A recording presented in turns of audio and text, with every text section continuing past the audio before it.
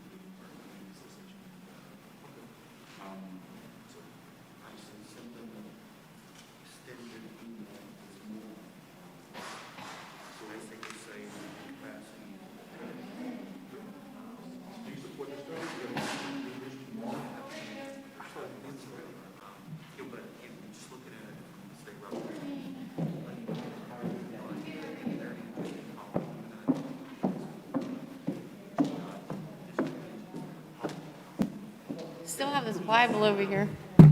Still have this Bible over here. I'm not sure what to make of that. No, I just don't know why it's over here.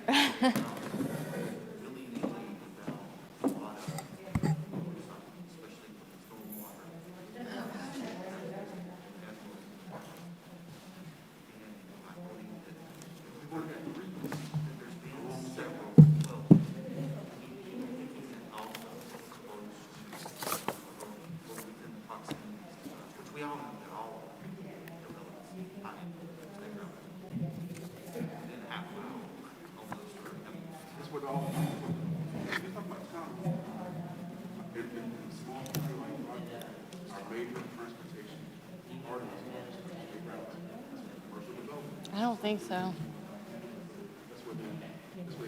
Should we just like find somebody then? Or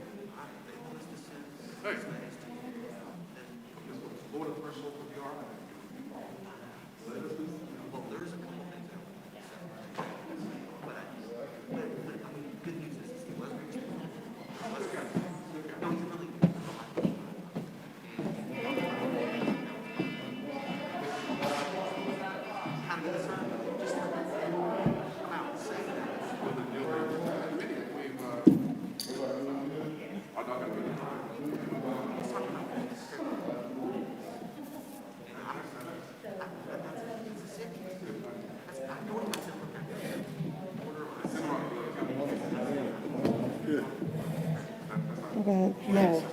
Fancy dressed up there looking like in Hollywood. Looking like, never mind. shiny. Yeah, all those. And then the dress is too big now. Nobody knows all that. Don't tell. But that's a good It thing. looks good. It does look good. Very nice.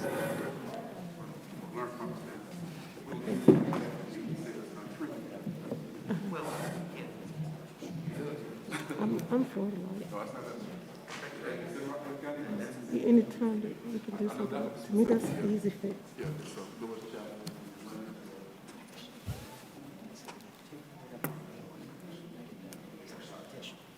No, we got 200 people who are ready to sign a petition against all this development, but I'm for it.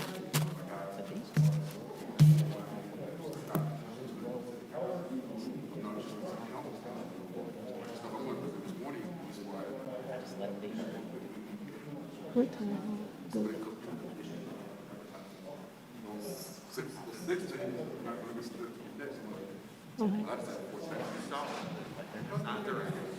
That's what I'm saying. How fast can we get the lights?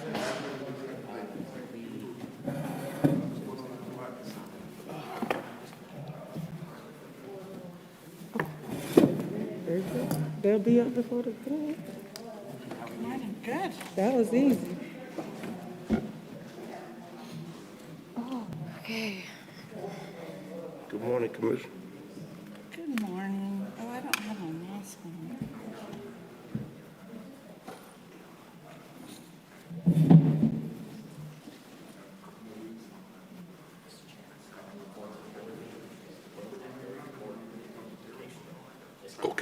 Yes, sir. That's fine.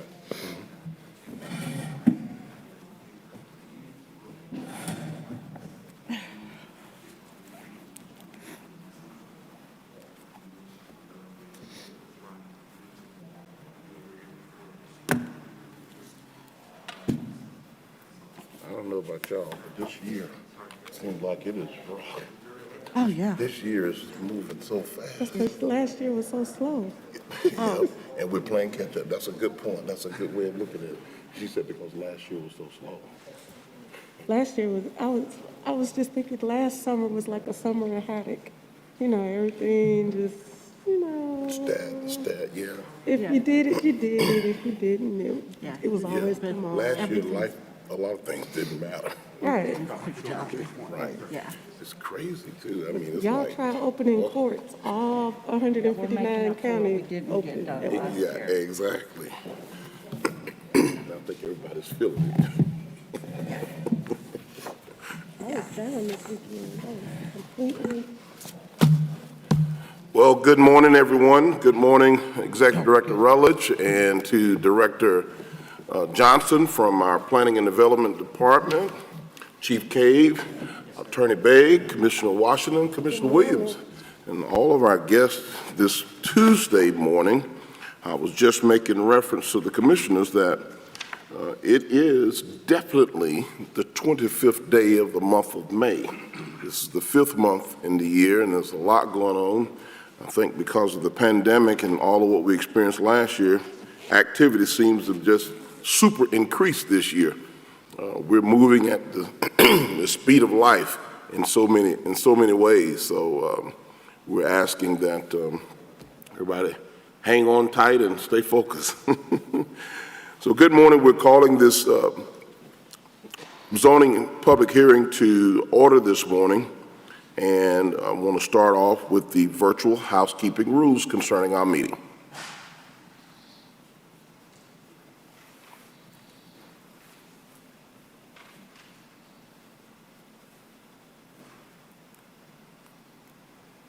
Meeting is being streamed live on Facebook and being recorded. Due to audio sensitivity, please refrain from sidebar conversations or personal comments for anyone in attendance. There is a 15-second delay between the live meeting and the Facebook stream.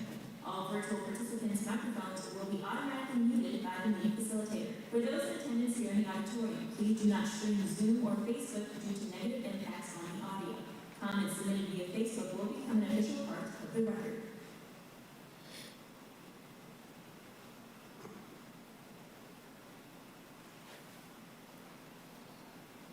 Okay, at this time, we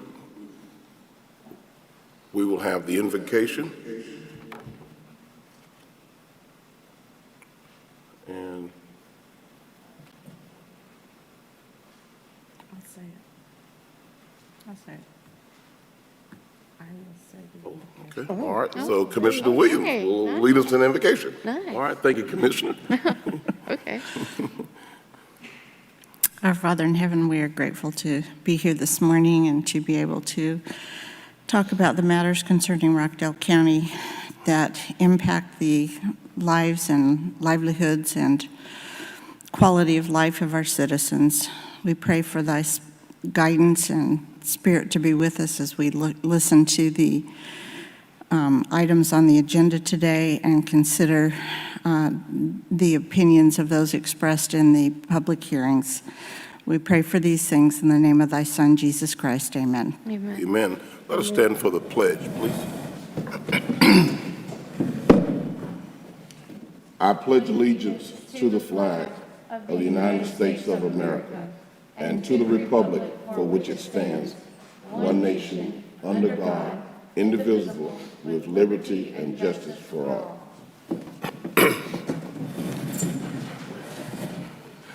Thank you, Commissioner. At this time, we'll have the approval of the agenda. I move to approve the agenda. I second that motion. It's been properly motioned and second. Are there any questions? All in favor say aye. Aye. Aye. Motion carries. Approval of the minutes. I move to approve the minutes as presented. I second the motion. It's been properly motioned and second. Are there any questions? All in favor say aye. Aye. Aye. Motion carries. At this time, we'll have rules of procedures for our public hearing.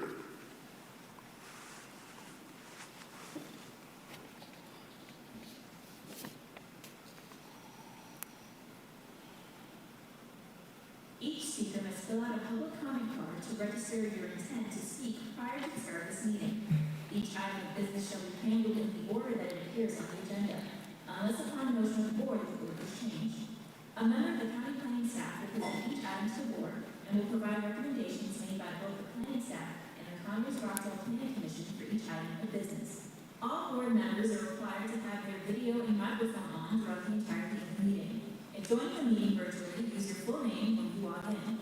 All board members must state their names to identify themselves prior to speaking. The zoning applicant or the agent will have 10 minutes in which to make his or her presentation. Any portion of your 10 minutes may be reserved for review following the opposition to the application. If you are a presenter, please be prepared to share your screen during your presentation and ensure that your documents are set to full screen or in presentation mode. If you have pre-registered for public comment, the secretary will call your name when it is your turn to speak. The meeting facilitator will unmute your microphone and you will need to start your video and unmute your microphone. After the applicant's presentation, all registered speakers who wish to speak in favor of the application will then be heard. They will also be limited to a total of 10 minutes. Once the applicant has made his or her presentation and the speakers in favor of the application have been heard, the secretary will then call upon the registered speakers in opposition to the application. The opposition shall likewise be limited to a total of 10 minutes. Once the public hearing portion is closed, no other speakers will be heard. As a reminder, speakers are to address the board, not the applicant or the audience, and are expected to conduct themselves in an appropriate manner. The use of abusive or profane language shall not be allowed. No debate or argument between speakers shall be permitted. After all public comments have been heard, the board may elect to hold a general discussion. However, no decisions will be rendered at this hearing. Decisions will be made at the next regularly scheduled Board of Commissioners meeting.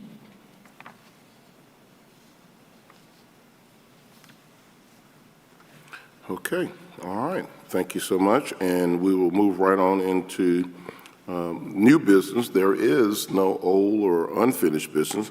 So Director Rutledge, Director Johnson will move right into new business at this time.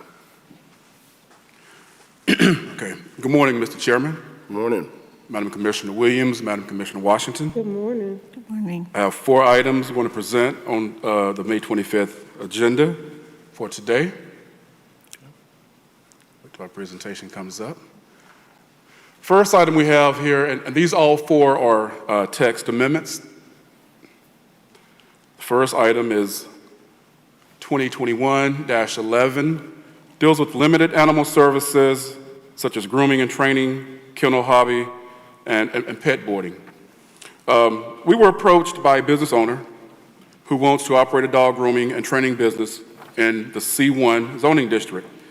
Unfortunately, the closest zoning use classification for that particular item is under kennels or pet boarding, which is not currently permitted in the C1 zoning area. And additionally, the owner may want to board later. Next slide. And so we had to go in and actually not only look at our permitted use table as well as the definitions, we actually changed the definition to what animal services limited is, as well as we removed for kennel pet boarding definition, we took out grooming and training and added that it may also include animal services limited activities. And again, we went into our permitted use table, 218, in both C1 zone and C2, where the kennels and pet boarding areas items need to be. And we included animal services limited in AR as a conditional use, which means it will have to have a certain special use permit, but it will be permitted in CID, OI, NC, MXD, C1, C2, OPB, and both industrial areas. Next slide. And again, and this basically gives some more specific information. The lot size shall be no less than 2 acres. These are certain conditions that, make sure that these existed. All structures housing animals should be located at least 100 feet away from the property line or any public right-of-way. Areas maintaining animals outside should be located no closer than 100 feet from property line or streets. Now, for pet boarding, the lot size will be no less than 2 acres within a certain district, the AR zoning district. Any building or enclosed structures for the housing of animals should have a minimum side and rear setbacks of 100 feet within the AR zoning, and obviously when adjacent to other residential districts, making sure we protect the integrity of the residential districts that are in the vicinity for these pet boarding businesses. Next slide, please. That's it. Okay, that concludes the presentation, the slides for this particular item. And we do have an individual that would like to speak, Mr. Chairman. All righty. At this time, we'll call that first speaker up.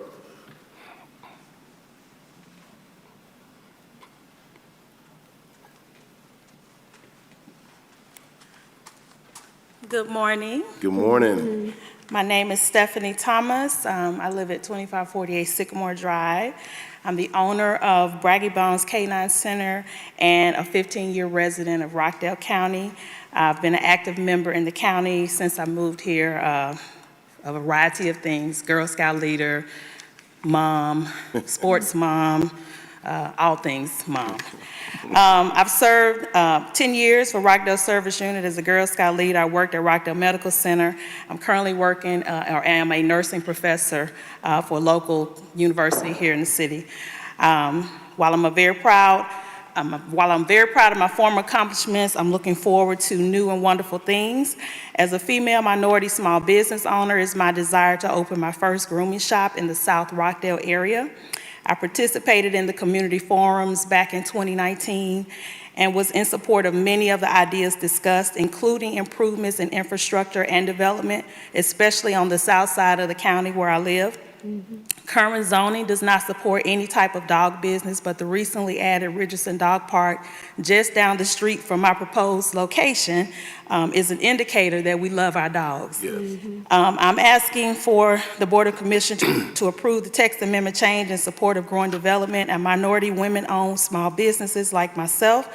I'm diligently working with the Planning and Development Office as well as Code Enforcement and the Department of Agriculture to ensure that I am operating in line with the vision for the county and look forward to opening and servicing your furry friends very soon. I am joined by some fellow dog lovers in support of this text amendment and Braggy Bones Grooming. And our plan is to offer an array of services, including full-service grooming, training, dog walking, and sitting. And thank you for your time and consideration. Thank you. Thank you. Thank you. All right. Okay, Director Johnson. Okay, Mr. Chairman, next item. Oh. So I have a question. Go ahead, Yes, ma'am. Commissioner. Okay, so are we talking about two separate items here where grooming would be included in a C1 area zoning and boarding would remain in AR? Do I get that right? Right. Under the current, the way it's written now, the Animal Services Limited, it wouldn't allow it. So, yeah, we're trying to go back and, I guess, right or wrong that was done in the old ordinance. But yes, you're right. Your assumption is right. Okay, but it must be in an AR zone to have boarding. Go to the next slide if you don't mind, Terrence.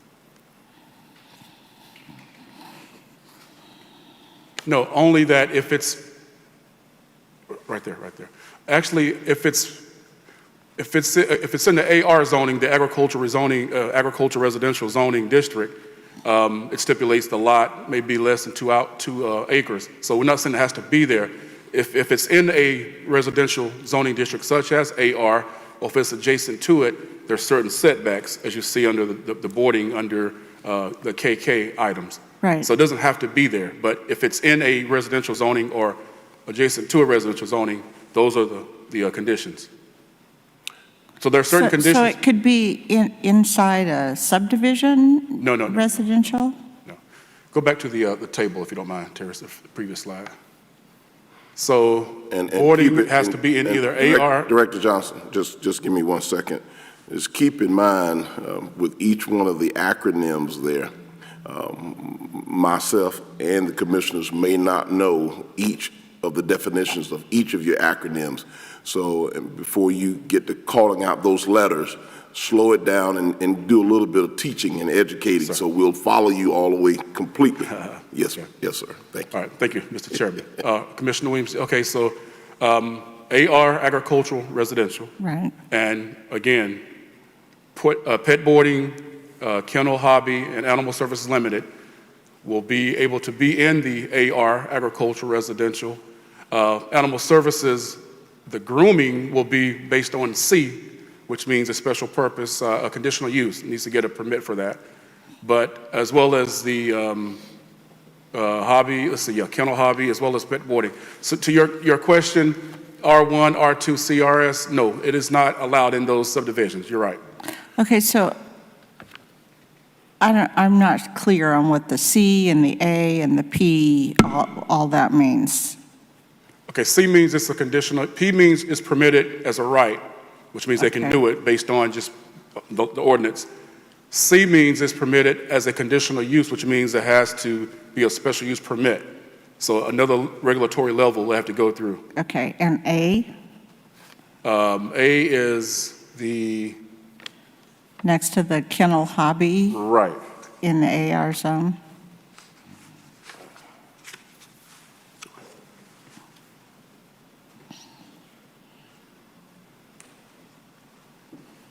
A would be indicate an accessory use. Can you explain an accessory use, please? Like for instance, if you have a principal structure, a principal use structure, and you have an additional structure on that property as an accessory, it's an accessory to the principal structure. So if you have a home, you may have a building, it could be something, a shed or something, but typically it's a tool shed or something that's an accessory use. It's a use, a structure that's adjacent to or behind your principal structure. And it's typically an accessory use or an accessory structure. So meaning that it's not done in your main facility, main vicinity. Right. It could be a detached garage, so anything that's an accessory to the principal structure. Okay. Thank you. And for a point of clarity, Director Johnson, thank you so much. What, based upon what the young lady is proposing to do, what is the recommendation on that piece coming from your department? We were in support of it, as well as the Planning Commission was in support of it as well. Okay, all right, very good. Okay, let's move forward.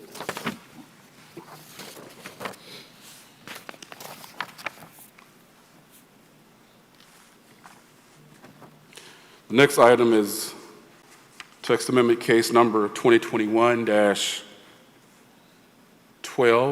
motor vehicle towing. Again, staff was approached by a business owner who wants to operate a motor vehicle towing business. However, it's not specifically listed in the zoning use classification in our permitted use table. Therefore, it's not a permitted use. There are other motor vehicle towing businesses in the county, and they were probably established prior to the adoption of our current UDO in 2006.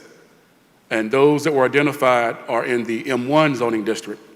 This proposal will allow motor vehicle towing in the same zoning districts as a general freight trucking local zoning use classification.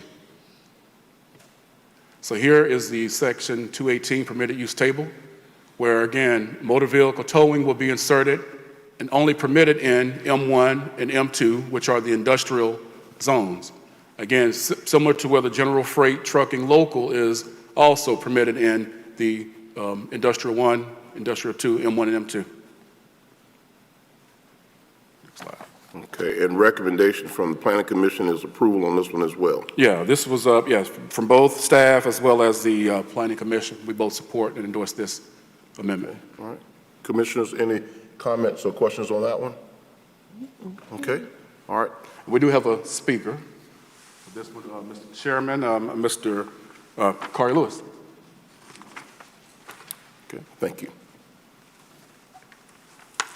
Good morning, Chairman Nesbitt. Good morning, Commissioner Washington. Good morning, Commissioner Williams. Good morning. My name is Corey Lewis. I've been a resident of Rockdale County for roughly 15 years off and on. including my time in China and multiple stints in Clayton County because it was convenient for public transportation. I could get to work.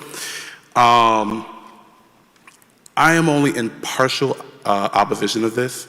I recommend that towing yards only be permitted in M2, which is general industrial. Light industrial, we're kind of going with more quiet types of uses. When you're dealing with general commercial, then you can kind of identify this is going to be something that might disturb neighbors.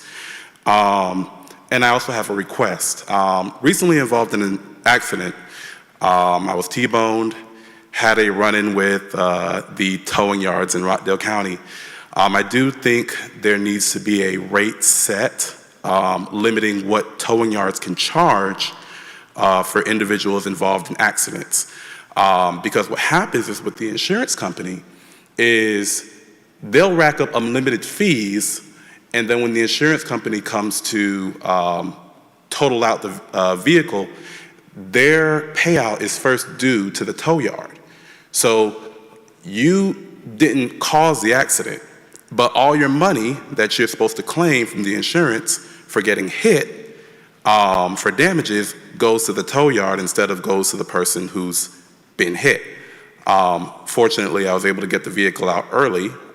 It was about $260 for one day, and I do think that needs to be regulated. Thank you so much. Thank you.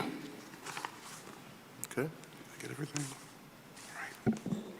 Commissioner Washington, any comments? I have a question for Director Johnson. What the person who is looking to put their business here, is it, which zoning classification are they looking for? The light industrial or the general industrial? They are looking to the M1 zoning. Which is light industrial or general? I'm sorry, light industrial. All right, thank you. And what is staff recommendation, Director? Staff as well as the Planning Commission both support this particular amendment, sir. Okay, thank you. Commissioner Williams, anything on this one? No. All right, next item, please. All right, next item is text amendment case number 2021-13. This is regarding pool halls in the county.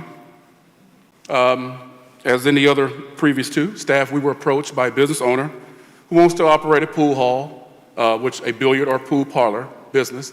Unfortunately, it's not a specifically listed zoning use in our Section 218 permitted use table. Therefore, it's not permitted. This proposal is to allow pool halls, billiard, or pool parlors to be located in the same zoning district as bowling centers in similar zoning use classification. As you see here, this is our Section 218 permitted use table. The blue indicates the pool hall, billiards, or pool parlors to be permitted in MXD, the mixed use, C1 commercial, and C2 commercial. And again, same location where bowling centers are currently located in the MXD mixed use, as well as the commercial C1 and C2. Again, this is something that was supported by both staff as well as our Planning Commission. Thank you, sir. Do we have any speakers on this one? Commissioners, any questions or comments on this one? No, just that it takes me back to my college days. You know how to shoot a little pool? Well, I did back then. That was a long time ago, but It takes me back to last weekend. Very good. All right, next item, please. Okay, Mr. Chairman. Our final item is text amendment case 2021-14. It's dealing with parks and playgrounds and nature parks and other similar institutions. As in the other three items, we were approached by a property owner who wants to create a memorial garden on their property in a C1 zoning district. Unfortunately, this memorial garden item was listed under the cemetery NAICS code, which was not the intent of the property owner. So they didn't want to be in the cemetery, but based on what's on our books, this is how it's listed. Additionally, parks and playgrounds were not specifically listed in our permitted use table as well. Unfortunately, based on what's on the books, it's not a permitted use. Parks and playgrounds do not fit under the nature parks and other similar institutions. or the zoos and botanical gardens zoning use classifications. Therefore, this proposal is to create and allow parks and playgrounds in all zoning districts, as well as allowing nature parks and other similar institutions in all zoning districts. And here is just the definition for our Section 106. We're removing the words public or community land, open space, rec area, represented by a plat of subdivisions dedicated for recreational purposes. But we're inserting a park and playground is community land, open space, whether public or privately owned, including but not limited to certain areas on a plat of a subdivision is dedicated, reserved for recreational purposes. Also may include a memorial garden, but a memorial garden that's not used for the internment of human or animal remains. This does not include nature parks or other similar institutions, or zoos and botanical gardens, or cemeteries. So here in this definition is where we are distinguishing between what a park is and what, some of our books now. Well, I certainly do want to commend you for cleaning that language up. That really, you really drilled down into that as I was reading and listening to you read the definition. There were some really good benefits in the fact that we did some housekeeping there and cleaning that particular one up. Thank you, sir. Yeah, thank kudos, you. Yeah, thank kudos you to the staff for this one. All right, next slide, please. And here, the next slide, you should see our permitted use table, as we just mentioned, in all districts, parks and playgrounds across the board, as well as nature parks and other similar institutions. So we're clearly delineating the difference between the two. And we do have, I think, one speaker for this particular item as well, Mr. Chairman, Mr. Carter Lewis. Okay, all right, come on up.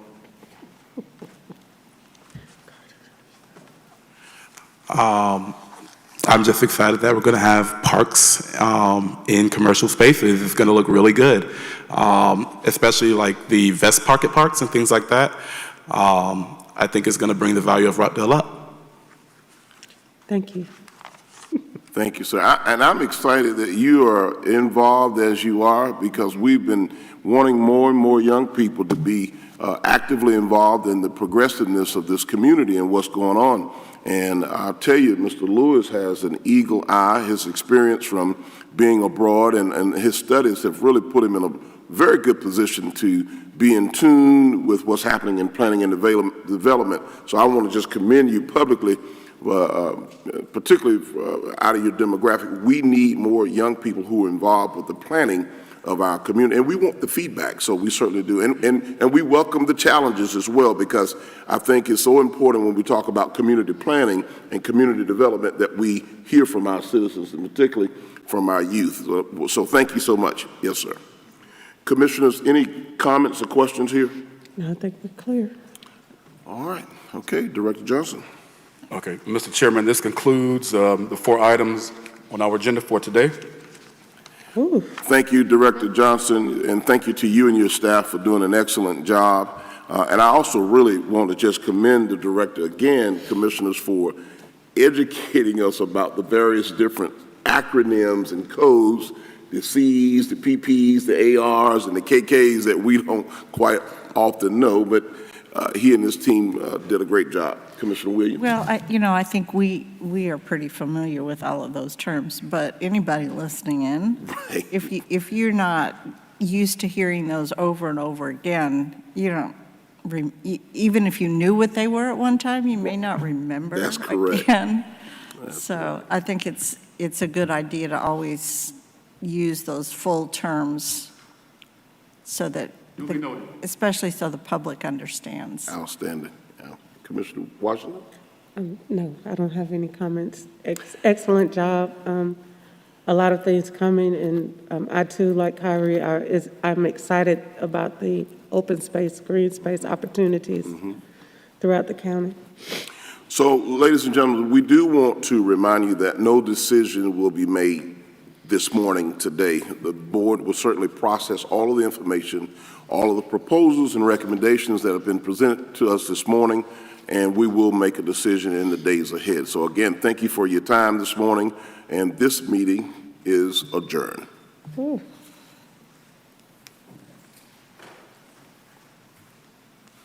We have 29 minutes.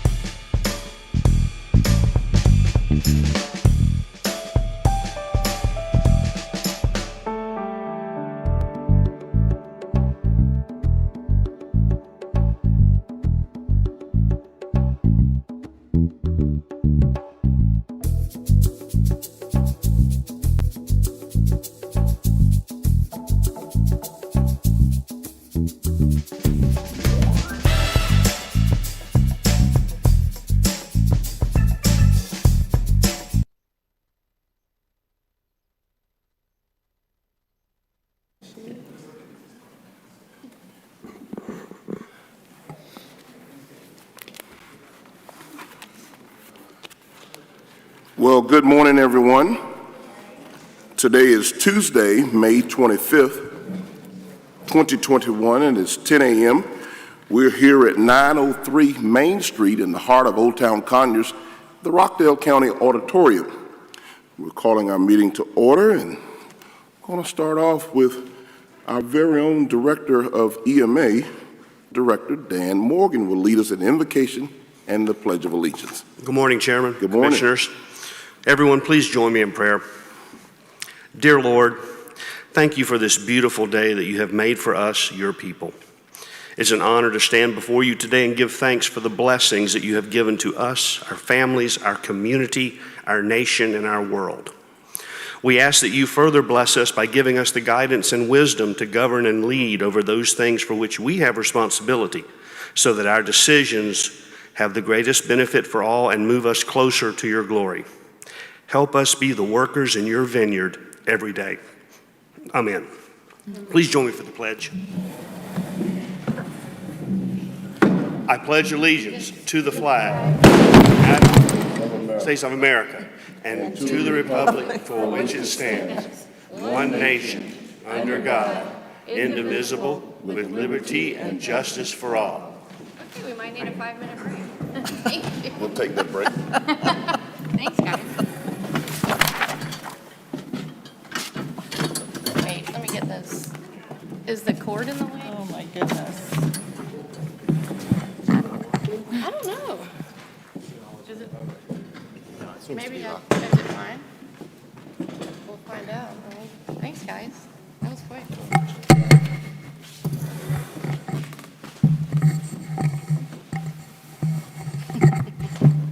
Thank you. Collect it without compromising your order.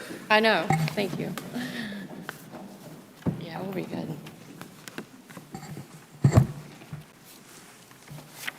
Well, that was scary. It is. It went everywhere. Thanks. That was a little frightening.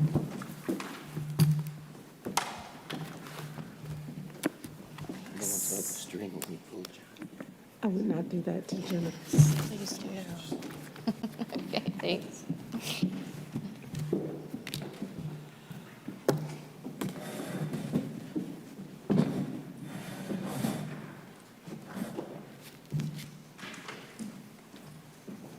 So the question is, Yes. Executive Director Rutledge, are you okay? Yes, that was a little scary. At least you weren't sitting on the table.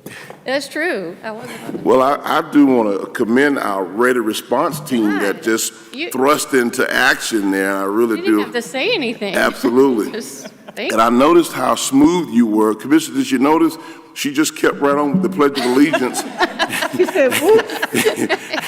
And we kept honoring the nation and the county and the country. And then immediately thereafter, the ready response team, that's just like Yes. Rockdale County. Isn't it? Absolutely. Well, I'm not going to make any promises that these items will be in order this morning. However, we will get business taken care of. Director Rutledge, I've got your back. I can Chief chime in Cape's if you here, need so. to. All right. All right. All right. We'll now move in, Commissioners, right on to special recognition and presentation. We actually have another Black History in Rockdale video from our Public Relations Department, and none other than our own Ms. Satara Coate. Yes, good morning, Mr. Chairman, Madam Commissioners. We are going to be continuing our Black History in Rockdale series. It started in February and will continue until Juneteenth, showcasing the vast and very rich Black history we have here in Rockdale County. Today we'll be showing episode 9, which will focus on integration. All right.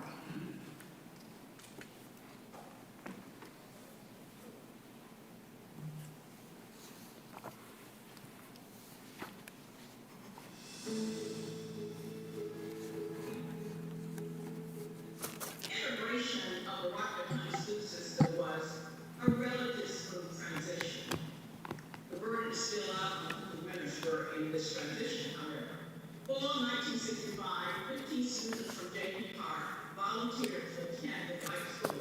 During the next 3 years, 1966, 67, 67, 68, and 68, 69, more and more Black students volunteered. The volunteer plan started in 1965, but Rockdale County students did not fully integrate until the fall of 1969. I was at J.P. Park in the first grade, and I wanted to ask my parent, can I go to the white school? And that was, it was volunteer. So that I was going to the second grade. And so my parents said yes. So my parents, to me, that shows some strength and some resolve. To let their 8-year-old go to, school before mandatory integration. And I appreciate them allowing me to do that. This was 68 through 69 school. And when I attended in the second grade, I went to Pine Street Elementary. I remember walking down the halls. I've been hearing the N-word, people, young kids shouting out the N-word. And I was in class, and this little white boy kicked me in the eye. And he gave me 10 cents to not to tell. But I told my mom parents. And my mom came over and addressed the situation. She was getting the books out of her desk, and this little white kid kicked her in the face. And that boy, Daddy should have said, I can't let you go to school by yourself. So I'm going to take out my job. The book was all my job. And the teacher got a little upset. She said, well, you just can't come in and just come in and I have appointment or whatever. I said, yes, I can come. Somebody kick my child in the face. I said, kick my child in the face and nothing was done. I said, now I'm here for that. And so we got that situation straight out. When I returned to Rockdale County as a teacher in 1972, there were only a few African-American teachers, and most were teachers that were teaching when I was a student. This number of Black teachers continued to dwindle as many retired. Very few, if any, African-American teachers were hired So most schools only had 1 or 2 black teachers. There was a need for a leader that could relate to meeting the needs of the students.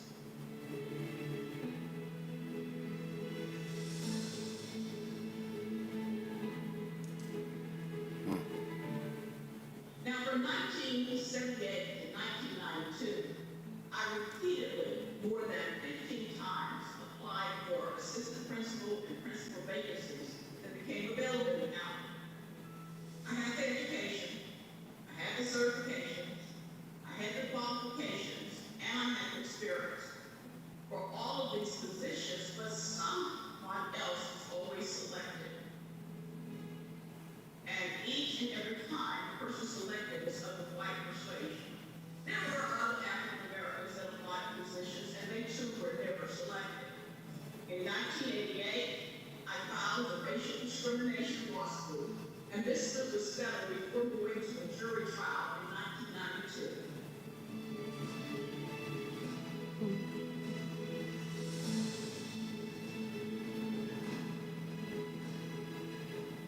It's very pleasing to see the leadership in our county, the leadership in our school system that has occurred.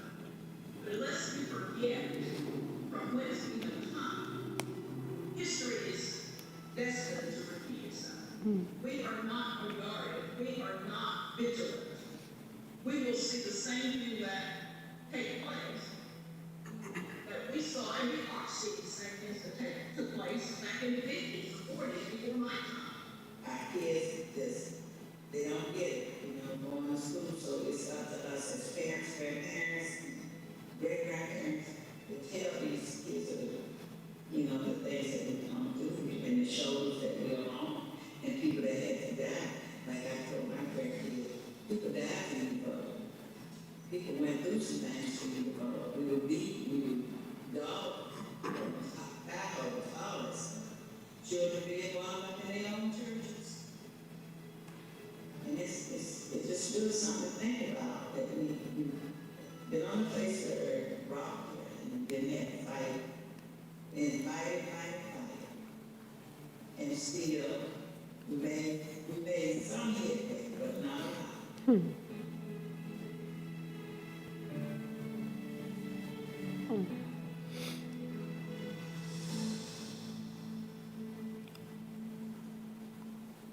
Wow, and thank you to our Public Relations Department. I'm going to yield to the commissioners. I'll start with Commissioner Washington. Any comments? No words, sorry. It's,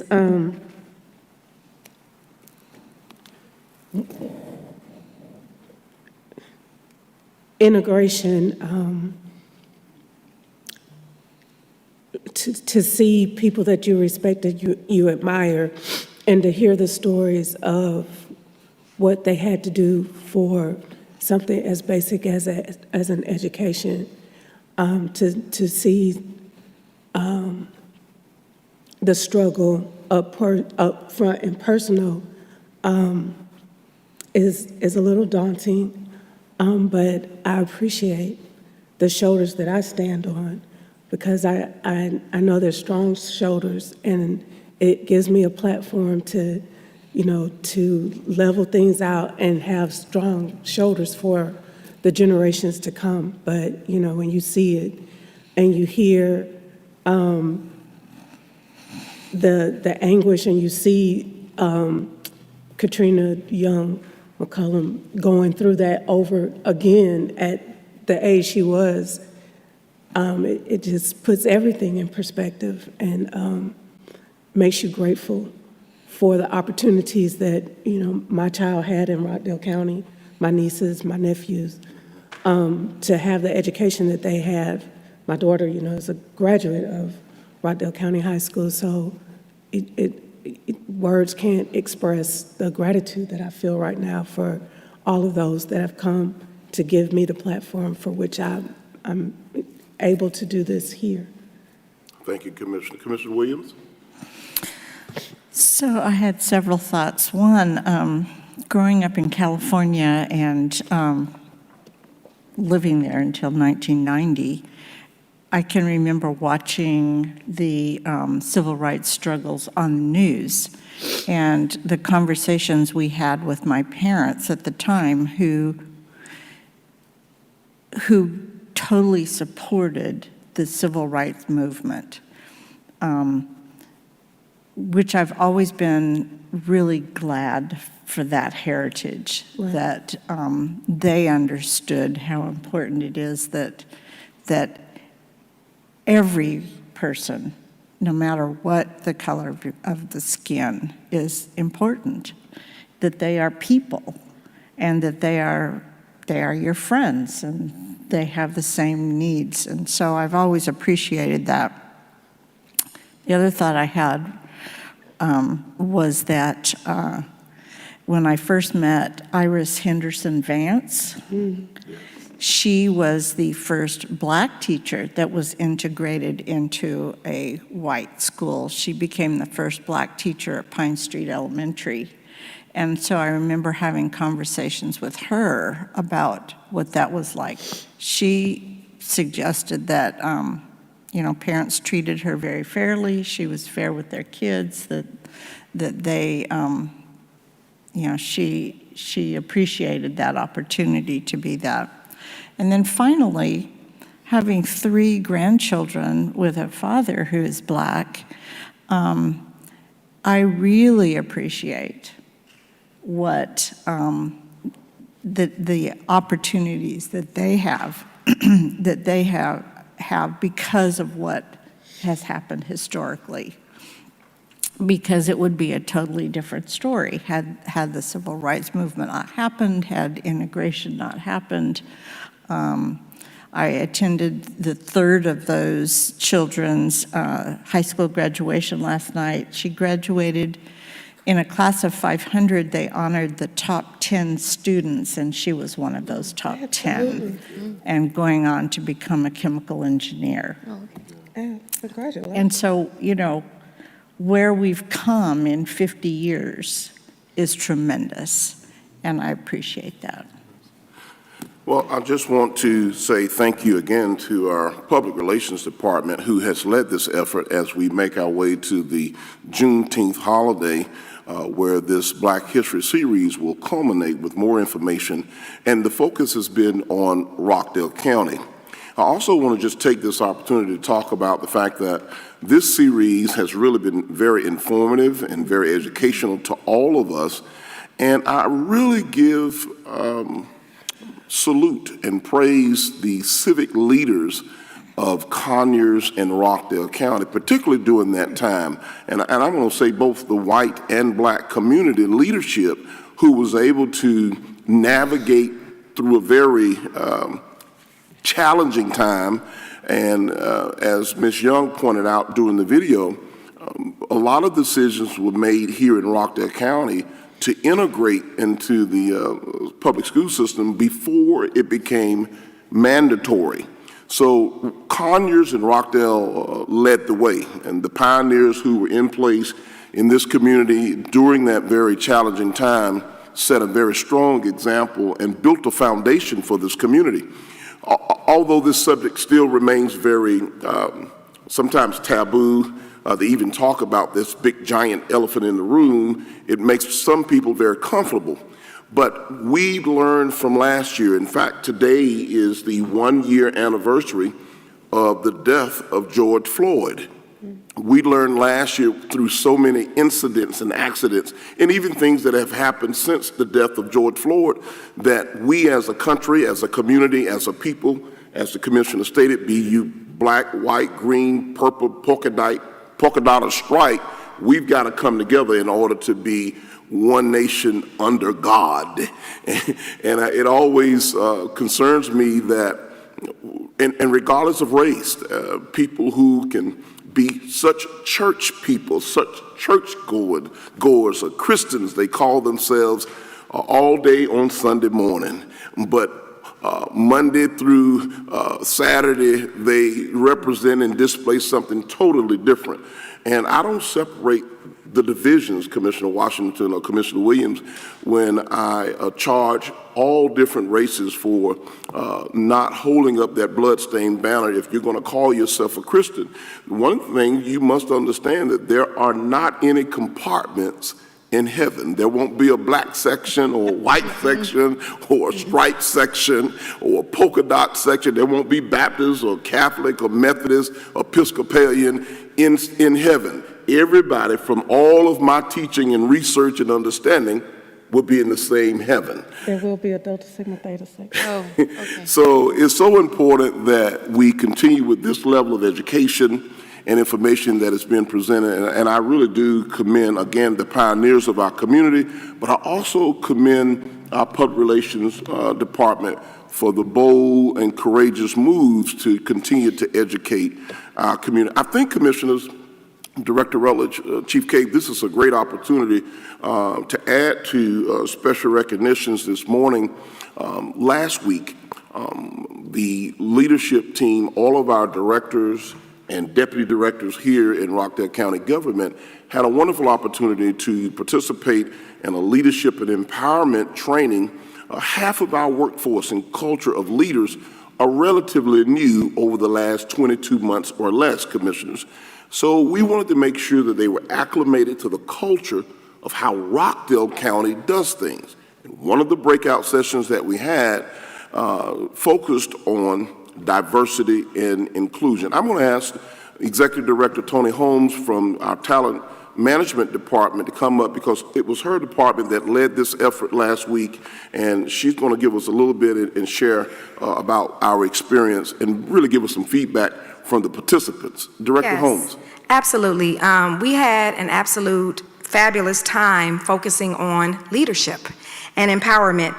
We came up with an acronym, and it says TEACH, and I want to tell you what those letters stand for: training, empowerment, accountability, communication, honesty, and ethics. So we spent a few days on some very robust, deep topics, and I want to kind of share that information with you as well.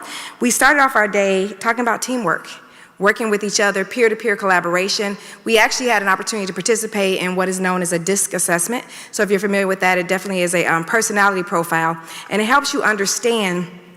One of the things I always say to people: know who you work for and know who's working for you. It's extremely important that you understand the differences in people's personality and how they interact and how they communicate with each other. So we spent some time doing that. We then went into effective communication, and we titled that Finding Your Voice.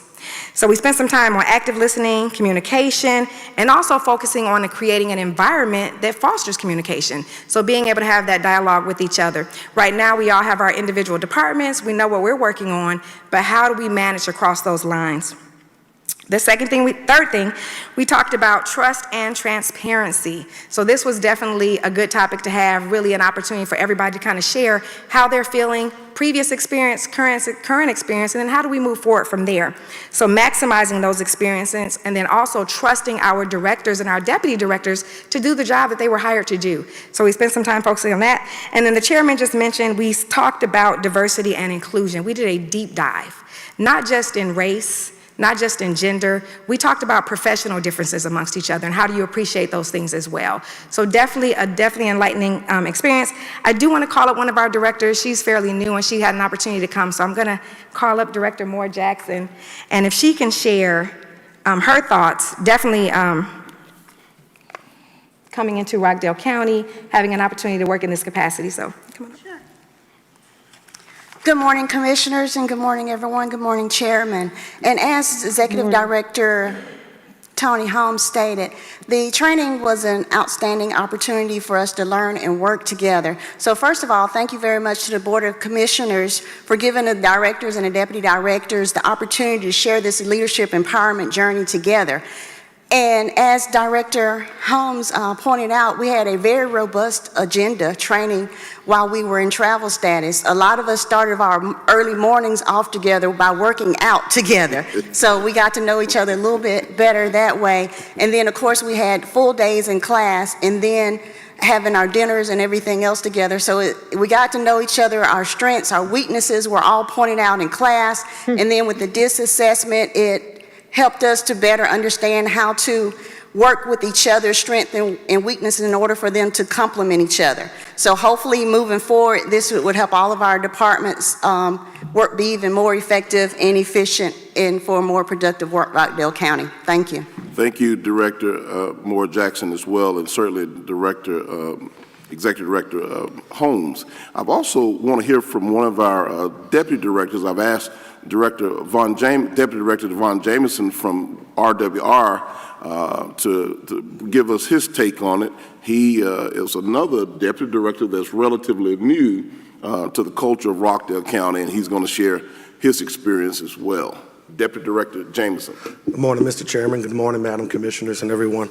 I really enjoyed myself. This was an opportunity for us to really get to know each other in a more intimate capacity. I think sometimes when we are here in Rockdale, we have some really able and ready workers and we're always engaged in our day-to-day function. And sometimes we just don't know intimately who we're working with. And I think if we're going to foster real initiative and move forward, that we got to know who we work with. And I think this leadership training was exhilarating, it was engaging, and it was enlightening for me. Mr. Chairman, you talked about church, and we just celebrated Pentecost Sunday this last Sunday.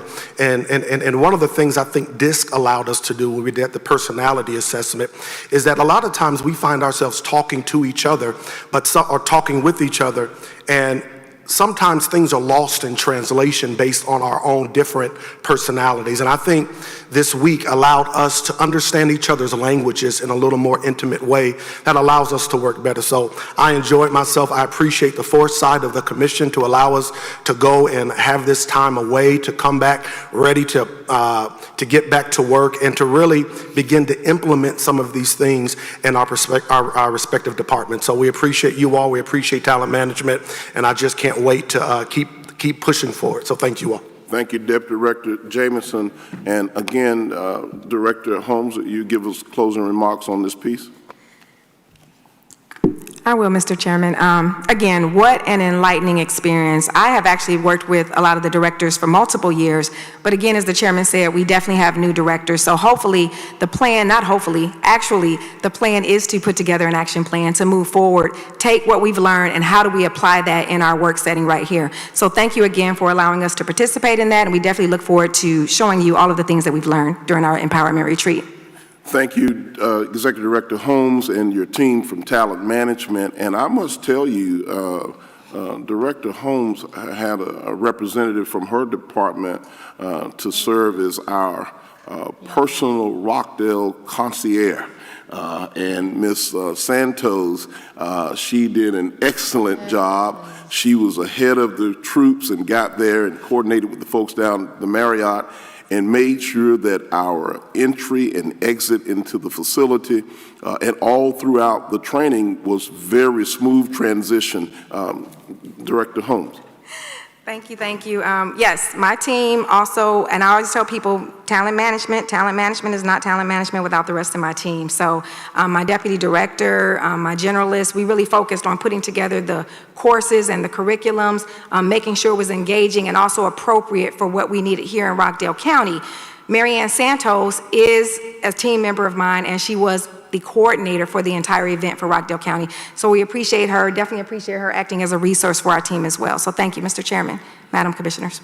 Thank you so much. And the last thing I want to point out, Commissioners, that happened during this week, and it really stands out, and one of those individuals is here, our Deputy Fire Chief, Ms. Sharon Webb, who's been with the county for 20 plus years, had an opportunity to meet another Deputy Director, Ms. Teresa Jacobs, who is now over in Planning and Development. She started her career in RWR in customer service.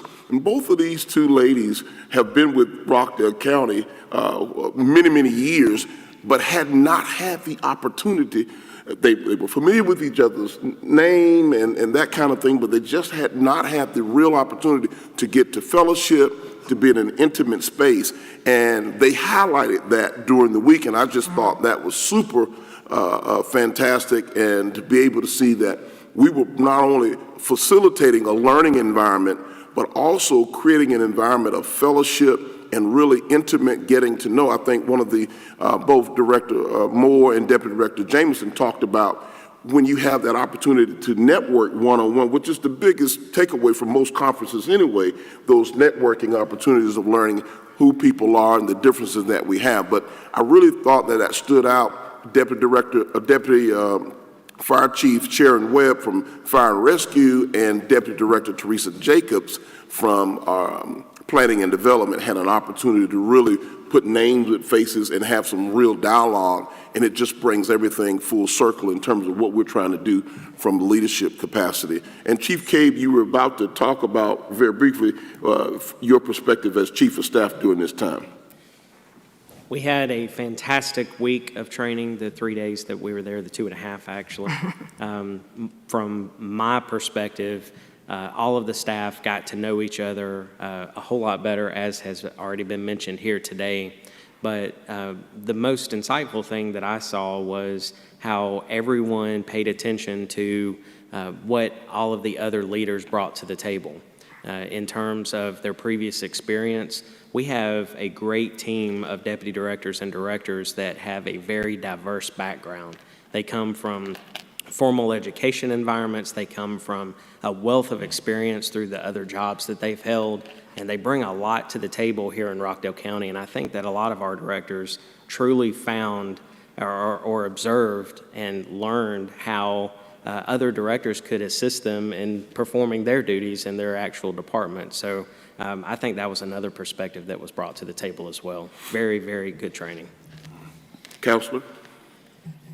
Mr. Chairman, if I may add, I know you were on a leadership retreat, learning and perfecting your proficiency of becoming greater leaders. At the same time, while I was in my office, I probably did no more work this year than I did last week while your leaders were at the retreat. They kept calling my office. I spoke to, I can look at, I can tell you one or two that I didn't speak to. But although they were there learning, what impressed me was their tenacity and ability to remain connected to the issues here and the ability to work closely with me, both to give me guidance and insight on how to better serve the county. So I'm very pleased to know, yes, you're cultivating great, good leaders who don't leave behind their leadership qualities while they may be waiting to enter a cocktail party. I certainly appreciate your added comments there, Councilor. And I've got to give the credit to Talent Management Director, Executive Director Holmes, because the way they outlined the program for the sessions and allowing those moments where folks could check their devices. In fact, she implemented a rule, and I can't explain it the way you could. Share with the commissioners real quick, and we'll move forward here in just a second. But I think it's important that we take this moment to highlight the investment of training and career development and empowerment for our leaders, because it's so important with any organization, whether you're Chick-fil-A, whether you're Ritz-Carlton, or any local business or major business, that you invest in your people.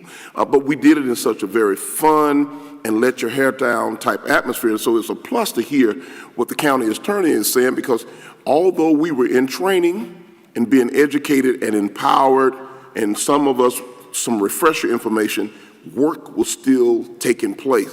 Tell us about one of your rules that kept people on point, Executive Director Holmes. Absolutely, Chairman. One of the things when you go away to training, you're right, in a leadership capacity, you definitely need to still be engaged in what you're doing and what's taking place. But I also stressed to them I needed them to be present and engaged in the training as well. So what I implemented is that if we caught someone on their cell phones for a long period of time or doing emails in the middle of the training, if someone was late coming back from a break, so we gave breaks so they can check their devices, we had lunch, they had plenty of time to do that.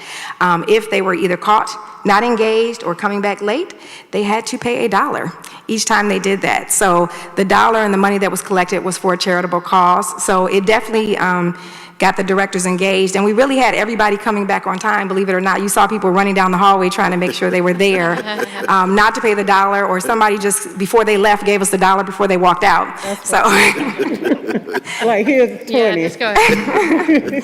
So we definitely had a lot of fun with it, but it definitely kept everybody engaged in the process during the whole training. So thank you, Mr. Chair. So did you take cards too? Look, I did take some IOUs. They were able to go downstairs and come back, so we definitely took some IOUs. Nothing like fun discipline, Yeah. when you can combine fun with learning and create a level of discipline that people will enjoy participating. It always makes it much better. So again, thank you, and thank you to all of our leaders who participated last week. And I agree with Chief Cave. We're so excited about seeing the implementation of what we picked up. And commissioners, both of you all realize and know that this was not the very first time that our leadership teams have engaged in empowerment.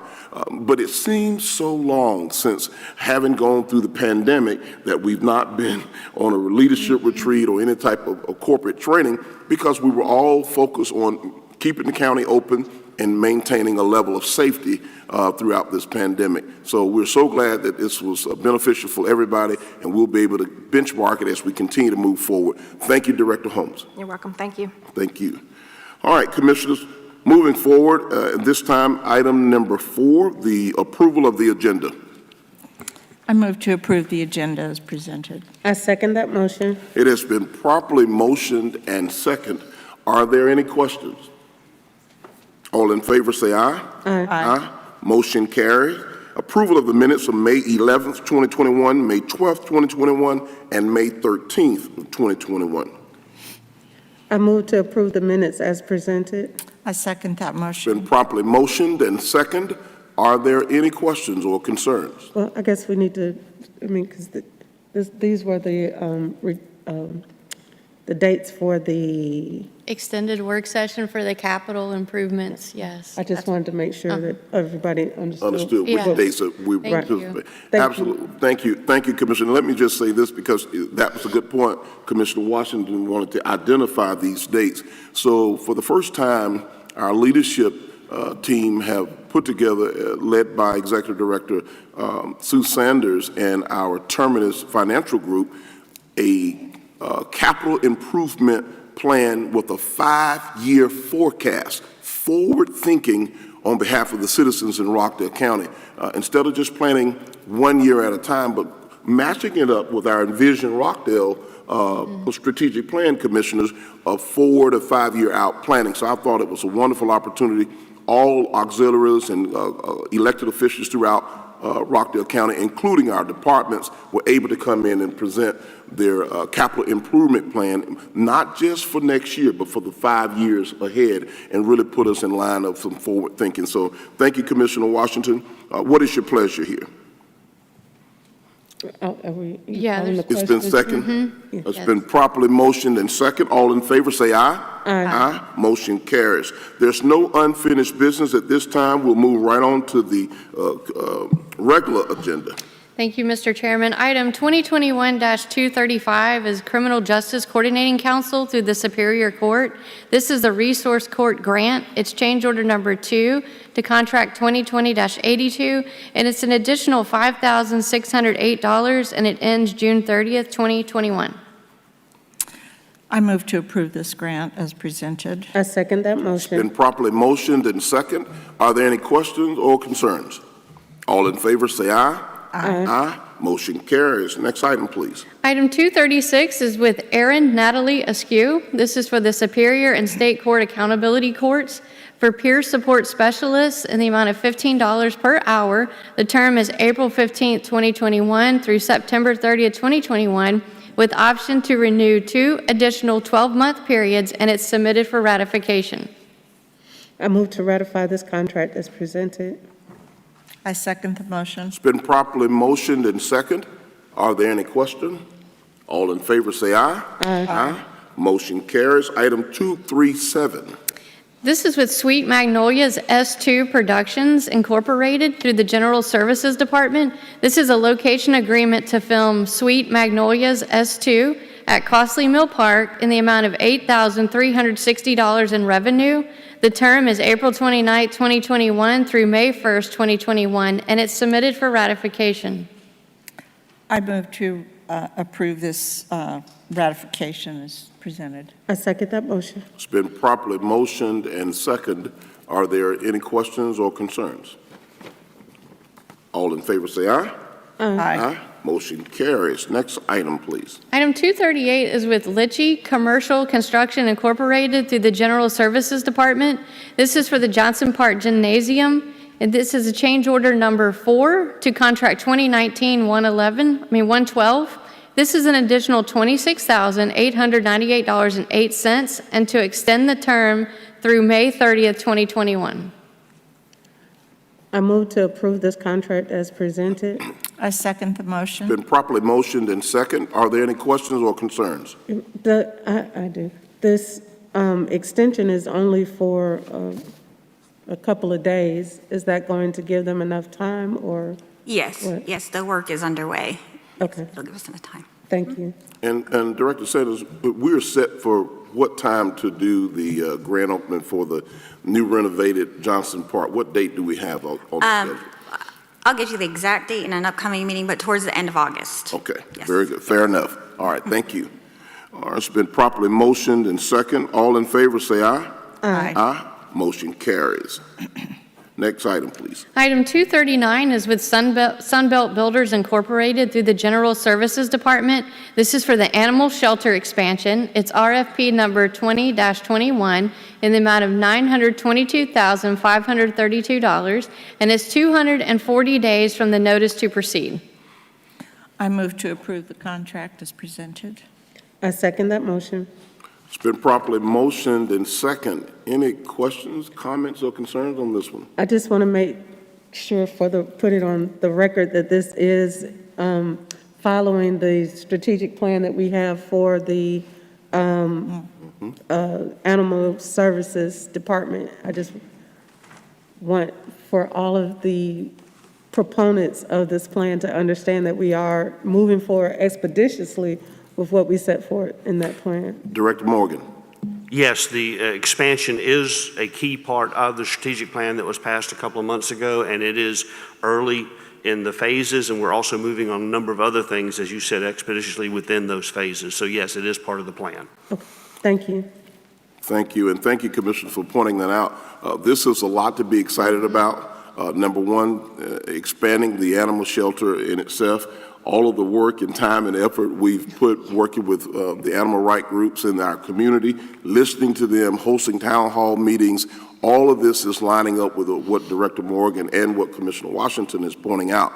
But listening to the citizens, the residents of Rockdale County, and matching the actions with what we put inside of the Envision Rockdale. So it's always something positive to announce when we're able to put this into play.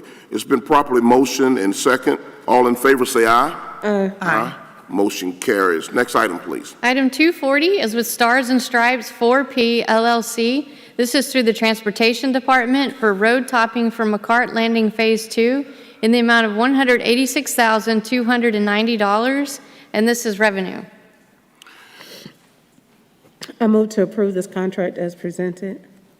I second the motion. It's been properly motioned and second. Are there any questions or concerns or comments? So where is the revenue? How does that? So I'm glad you're asking that question. And as Director John Moretto, our Director of Transportation, is coming up, let me just say this.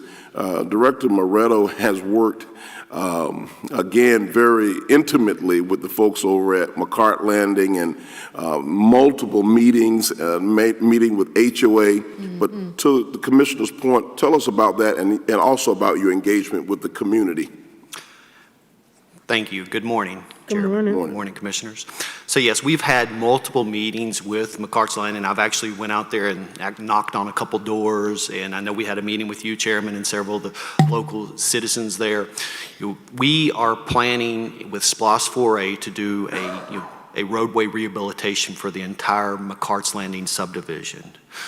Part of that is under the Phase 2 development, which the current developer is actually paying us to finish the roadway portion of that. That's the reason for the revenue. Oh, okay. So what happened originally, there was some less than standard work, I think I'll say, that took place in the original development. Once a lot of times the developers come in and they develop the subdivision, then they're gone. But through the tenacity And the leadership of Director Moretto and the HOA team over at McCart Landing, they were very much on the case and was able to make contact with the developers and now able to breathe life in terms of rehabilitating the roadways over there inside that subdivision. That's great. This was a big issue. If you could drive down into McCart's Landing, if you're in a vehicle that has very low clearance, some of those manhole covers, Yes. you could actually rip the oil pan off the vehicle. So there was a big challenge there. We were able to acquire LMIG funds that will help supplement this, so it's not just a simple SPLOST improvement. It's partial SPLOST, it's partial revenue from the developer. It's also from the LMIG itself. And I must highlight, again, McCart Landing and the residents over there for being patient and working through the process. This is not an easy process. And sometimes people get frustrated. I mean, there were a number of manhole covers, as the director just pointed out, that was just way above ground. It took us some time to go through all of our legal steps internally, as well as reaching out to the developer and holding their feet to the fire. So the patience that we receive from the residents, oftentimes people, they forget that the developer is chiefly responsible, and then the county wants to work with them to make sure that the communities and the subdivisions they're living in are up to par. And we reached out to the developer and things were moving in. So it took the burden off the taxpayers in Rockdale County as a whole, and it became a shared burden between the developer and what we're able to do with some funds that are already allocated to make these kind of improvements. So thanks to the folks at McCart Landing and particularly the leadership of the HOA, a big shout out and thank you to you, Director Moretto, for your patience and leadership and guiding us, because this is one of the things that Director Moretto encountered when he first got here, of many, but this was one of them. Yes, sir. And we thank you so much. Thank you. Next item, please. Okay, item 241 is Snapping Shoals EMC. This is through the Transportation Department. This is for 15 streetlights for Old Covington Road between Glen Road and McCart Road in the amount of $418.50 per month. It's an indefinite term as long as the streetlights remain in place. I move to approve this contract as presented. I second that motion. It's been properly motioned and second. Are there any questions, comments, or concerns on this item? Well, I'd like to thank Chief Cave and our new Constituent Services Director, Lisa Chester, for all of the hard work that they've done on this, going out to, number one, talk with the citizens that have been proponents of this, and then going not once but twice to navigate through the road to see the conditions that the residents were referring to. It was my intention to do it this weekend, but I wasn't feeling very well. So the fact that they did it in our stead was commendable, gave us accurate reports, not just on the conditions of the road, but the sentiments of the constituents, very vividly conveyed their desires. So I appreciate all of the hard work that you all did on this, and I'm very confident in the decision that I'm about to make. It's been properly motioned and second. All in favor say aye. Aye. Aye. Motion carries. Next item, please. Item 242 is with the Georgia Department of Transportation through the Water Resources Department. It's contract item Memorandum of Understanding. This is the mill and resurface SR 212 within Rockdale County from the DeKalb County line to the Newton County line in the amount of $14,608.22. I move to approve this contract as presented. I second the motion. It's been properly motioned and second. Are there any questions or comments? All in favor say aye. Aye. Aye. Aye. Motion carries. Item 243, please. This is with Carousel Industries to the Technology Services Department. This is the migration of on-premises Exchange servers to the Office 365 Exchange Online in the amount of $19,915. I move to approve the contract as presented. I second that motion. It's been properly motioned and second. Any comments, questions, or concerns on this item? All in favor say aye. Aye. Aye. Motion carries. Next item, please. Item 244 is with T&T Uniforms South Incorporated through the Fire and Rescue Department. This is for fire uniforms. This is a unit price contract with 12 months with an option to renew 3 additional 12-month periods. I move to approve this contract as presented. I second the motion. It's been properly motioned and second. Are there any comments, questions, or concerns on this item? All in favor say aye. Aye. Aye. Motion carries.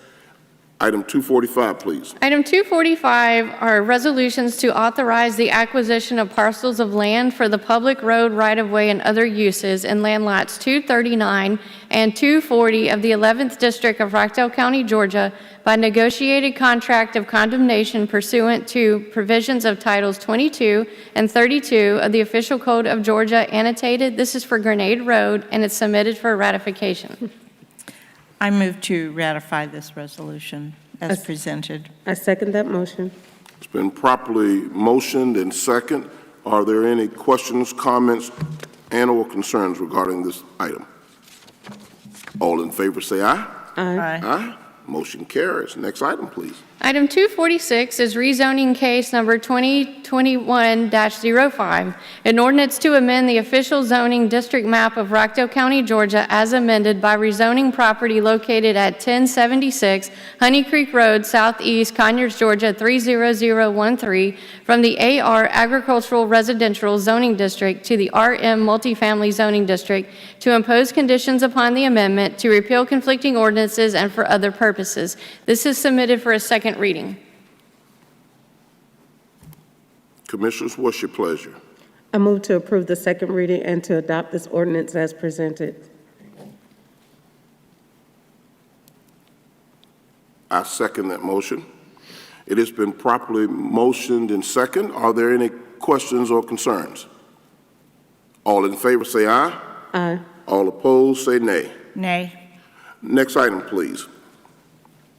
Item 247 is for the future land use map amendment case 2021-08, an ordinance to amend the future land use map of Rockdale County's comprehensive plan as amended so as to redesignate property located at 4711 Highway 20 Southeast and 905 Bell Road Southeast from the medium-density residential future land use category to the commercial future land use category, to repeal conflicting ordinances and for other purposes. This is submitted for a first reading.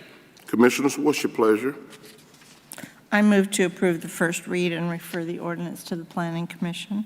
I second that It's motion. been properly motioned and second. Are there any questions, comments, or concerns? All in favor say aye. Aye.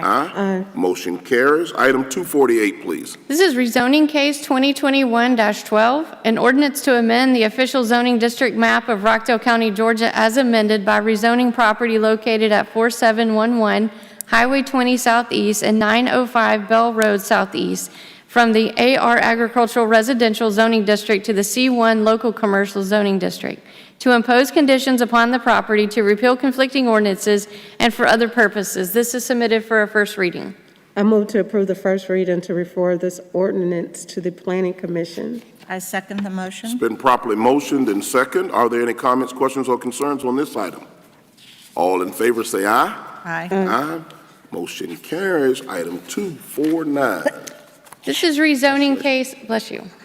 Rezoning case 2021-13, an ordinance to amend the official zoning district map of Rockdale County, Georgia as amended by rezoning property located at 2720 Salem Road Southeast from the MXD/C Mixed Use Development with Conditions Zoning District to the MXD Mixed Use Development Without Conditions Zoning District, to impose conditions upon the property, to repeal conflicting ordinances, and for other purposes. This is submitted for a first reading. I move to approve the first read and to refer the ordinance to the Planning Commission. I second that motion. It's been properly motioned and second. All in favor say aye.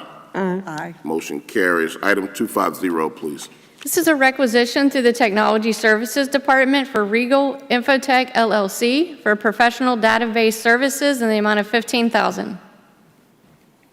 I move to approve this requisition as presented.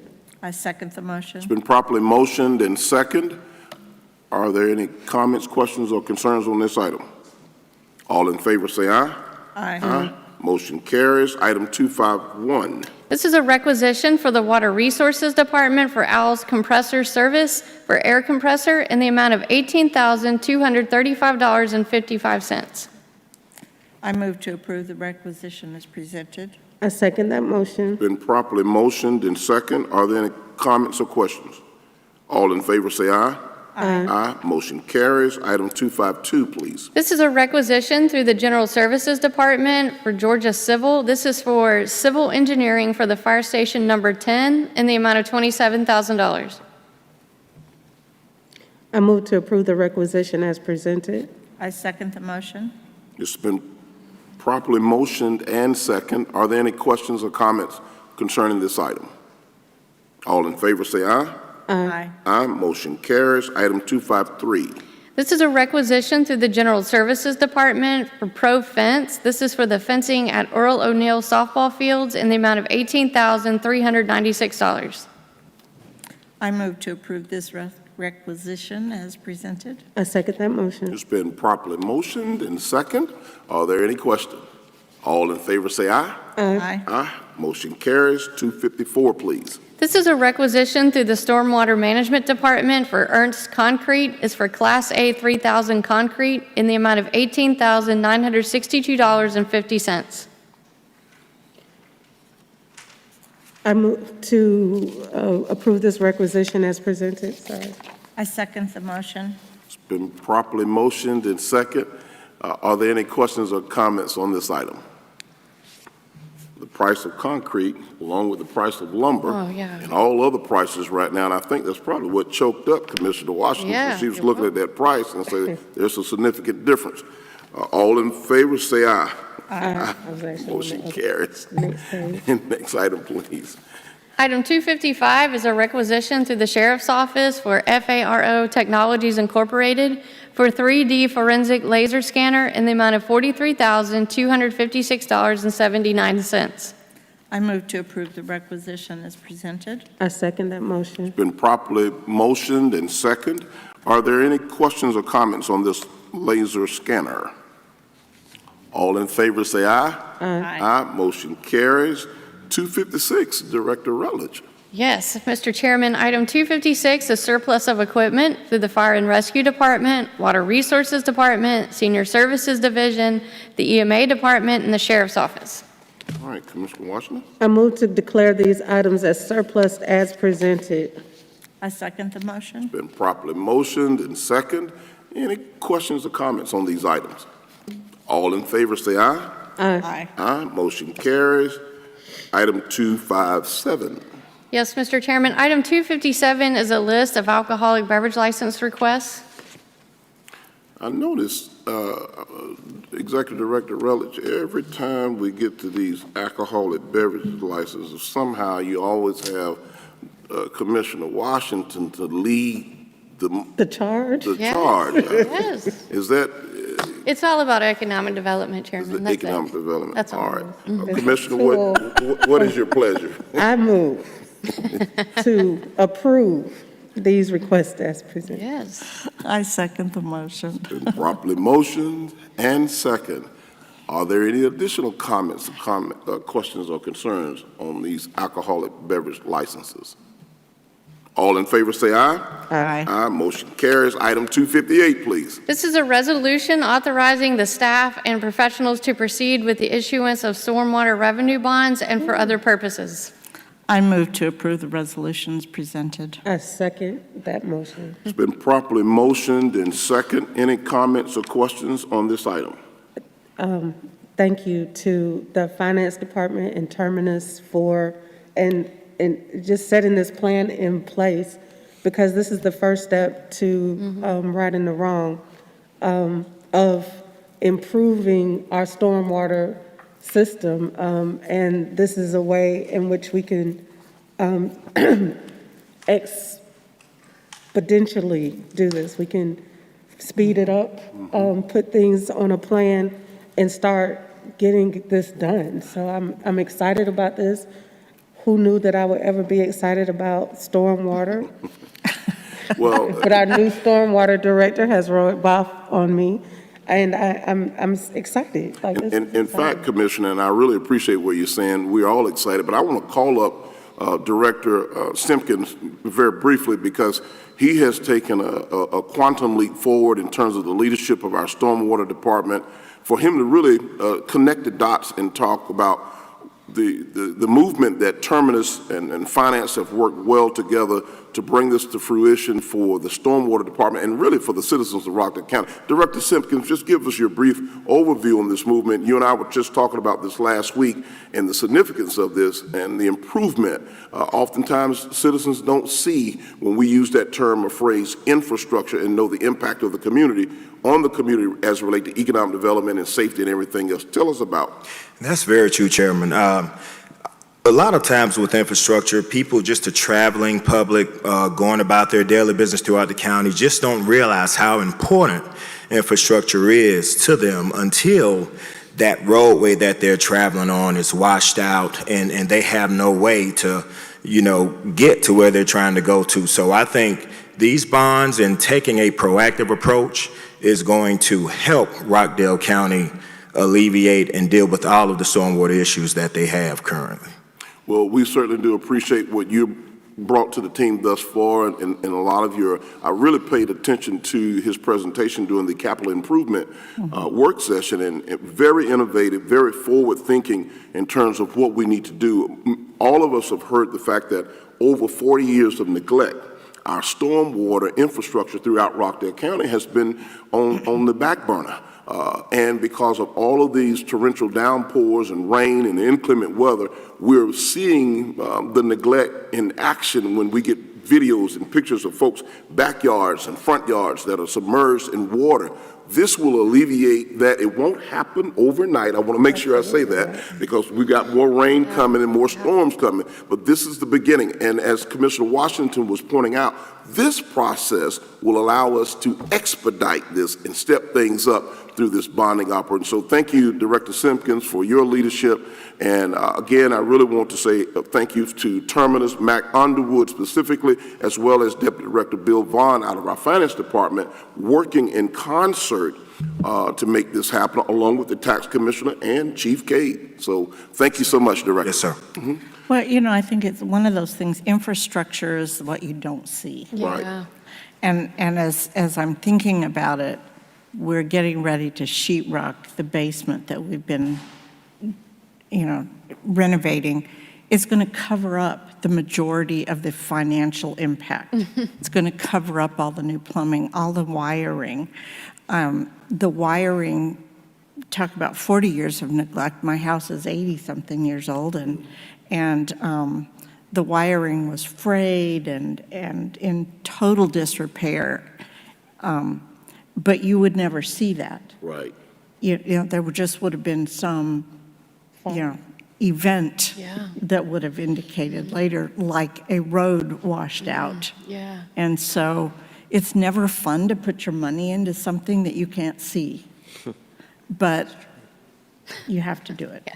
One of the commissioners, one of the areas for both Rockdale Water Resources and Rockdale Storm Management Department that we're moving forward with in the days ahead is focusing more on educating our general public, our constituents, about the need for these infrastructure improvements. And particularly in stormwater, as just pointed out, now we can make a real connection as to why citizens pay the stormwater fee. Because we've had, again, 40 years of neglect, and we cannot repair and replace 40 years of neglect overnight. It's going to take some time to get there, but this is a very big starting point and a very quantum leap forward. Commissioner? They found the picture that I was referring to with the sticks used to hold it. So I was, like I said, this weekend I was under the weather, so I will get that so that people can see what people have resorted to without resources to adequately address the problem. And that's not even a real solution. No. I can't say what we would have called it and had it, but that is. It was kind of Jimmy rigged, huh? That's Jimmy is a soft way of putting it, good, right? Jimmy is a good name for it, but yeah. Well, thank you so much, Commissioner, and thank you to all who had a hand with moving this forward. It's been properly motioned and second.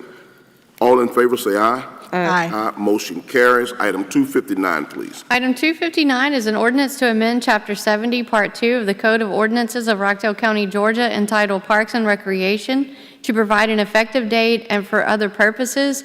This is submitted for a first reading, and Commissioner Washington, this is the ordinance that will amend the fine for littering.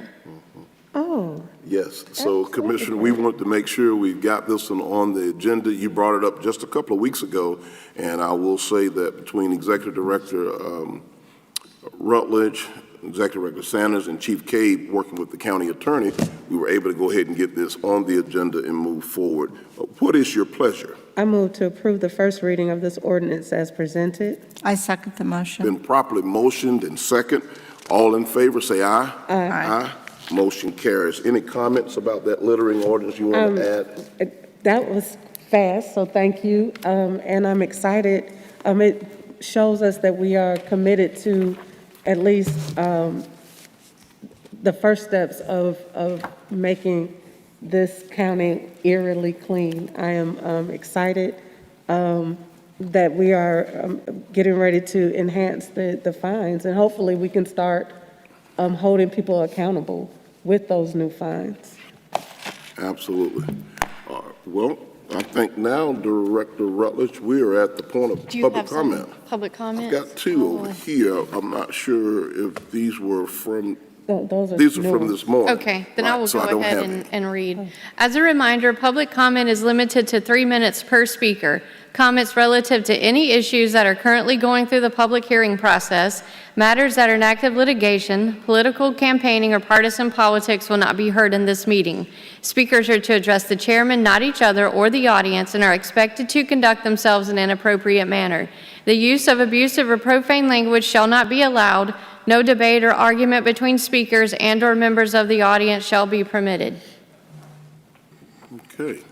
And our first, do we have any comments for this morning, for public comment? She just read the disclaimer. Do we have any? I think you have them up there. I thought this was from. And did we have any more? It's the same two, I believe. Same two, okay, outstanding. So we will call up Mr. Rod Herbert. Mr. Herbert, come on up to the podium. Yes, sir. Good morning. Good morning. Thank you, Mr. Chairman. Yes, sir. Commissioners, everyone. All right, my name is Rod Herbert. I reside at 1533 Catherine's Glen in Conyers.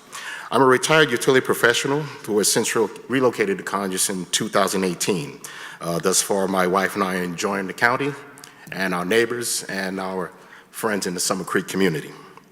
It's come to our attention recently of a proposed 67 townhome community to be constructed about a quarter mile from our community. After reviewing information, I would like to state my objection towards the build of this project. My primary reason is safety. The proposed new construction is not far from Georgia Highway 20 and the intersection of Honey Creek Road. This is a high-volume intersection where I've witnessed numerous vehicle accidents, coupled with the familiar sounds of first responders rushing to the scene for aid, to provide aid. I just out of curiosity, I reached out to the Rockdale County Sheriff just to find out how many accidents were at this intersection, and he gave me some stats. I mean, in 2018, there were 56 vehicle accidents. In 2010, there were 58 vehicle accidents. In 2020, there were 56, and mind you, this is a pandemic year. All right, so this intersection will primarily be used by residents of that proposed townhome community to go to traverse to the site. As a retired first responder, engineer, I used to develop worst-case scenarios for my company's electrical distribution and transmission systems, and I would also have to come up with detailed plans in order to mitigate those concerns. I took a look at the transportation study that was provided, and in reviewing that study, the incidents that occurred are not in there. It does not state or show how this community will impact the number of vehicle accidents that occur which is about 4 a month, and some I've seen are very, very serious. Just by looking at the report and also, developing plans myself, I look at the report as being incomplete, inadequate, and flawed. So therefore, I have to say that I object to the build of this community. Mr. Herbert, thank you so much, and thank you for all that you do for the citizens of Rockdale County and taking time out to come out this morning. We certainly do appreciate you. Next up is Mr. Kari Lewis. Come on up, Mr. Lewis. Good morning, Mr. Chairman, Madam Commissioners. Good morning. Good morning, good morning. So, again, I'm Kari Lewis. I live at 3353 Branch Valley Trail, Conyers, Georgia, 30094. 15-year resident, attended Heritage High School, Rockdale Career Academy. Been a resident off and on. Lived in China for 5 years and lived in Clayton County off and on. I'm going to kind of address the residents because I want them to hear this. I remember it had to be December 4th, 2019. I had an audience with Chairman Nesbitt and I was starstruck. I didn't know why at the time, but after attending his recent public speaking seminar, I understood that this man is truly brilliant. Fumbling over my words, all I could bring myself to do was show him a printout of a future land use map. I told him that if we continue in this vein, we're going to look like a certain very blighted area with every negative connotation. There's nothing worse than an abandoned, unmonitored warehouse in an area that poverty exists during economic downturn. Our industrial areas have been consolidated, and I'm grateful for the adjustment. In the event of economic downturn, we have partially insured ourselves as it pertains to safety resources. Consider Duluth, Lawrenceville, Sandy Springs, Cumberland, Marietta, Kennesaw Town Center. Each of these have urban centers with public transportation. Where's the crime? This is a rhetorical question. One would say in Rockdale, there's not much to do here but to rest your head. You get a sense of lower cost of living. People moving here rarely consider the transportation cost. If it's true that 50% of Rockdale County Public School students are on free and reduced lunch, then it could be deduced that our current conditions may lead people to poverty that may just want better future for their kids. A ride share from my house here is about $16. It was that important. I was T-boned last month, as I said earlier. Last December, the only car I ever took a loan out on was rear-ended and totaled. Do the insurance companies give you a new car? No, you're left holding the bag for someone else's actions. You don't get the taxes, warranty, or down payment back. I had that car for less than 3 months, and that was the first car I actually bought myself. Yet somehow I managed to stay out of debt, maintain great credit. Maybe it's the grit that I had to work 30 minutes to the nearest bus stop in Clayton County for my 2-hour commute to the airport.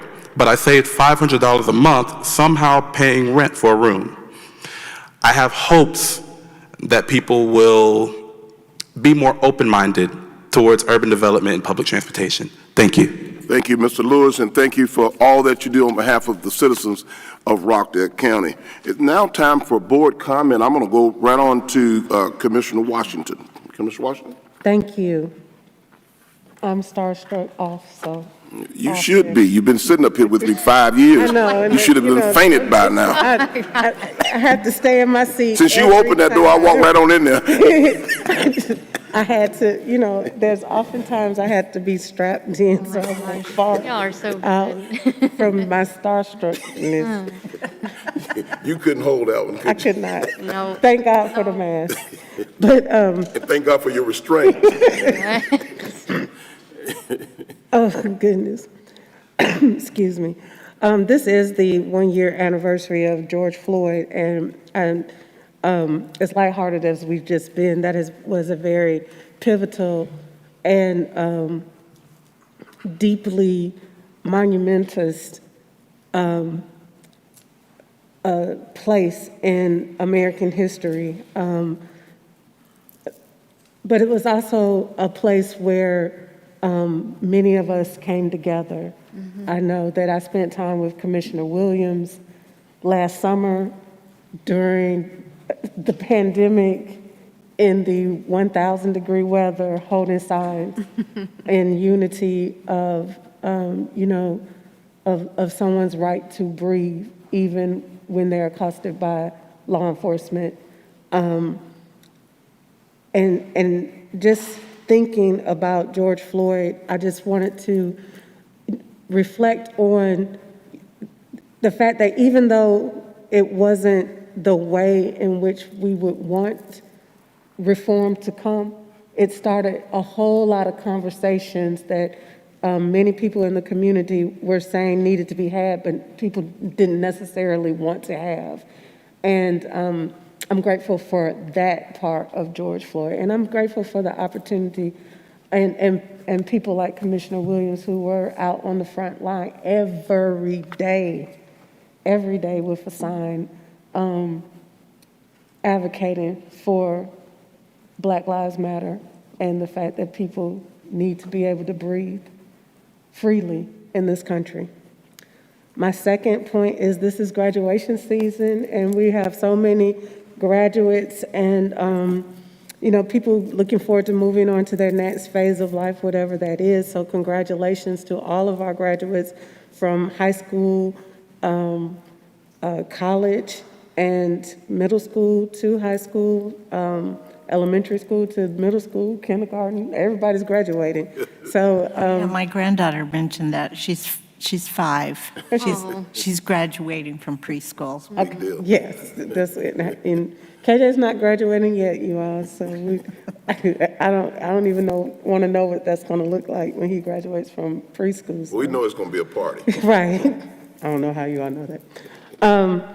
So this weekend is a holiday, and I want everybody to be careful. This is a holiday, I think this is the first holiday that everything is lifted, that we can really travel. And those of you all who are going to be traveling, be careful, be safe. There's still, the virus is still out there, so, make those precautions.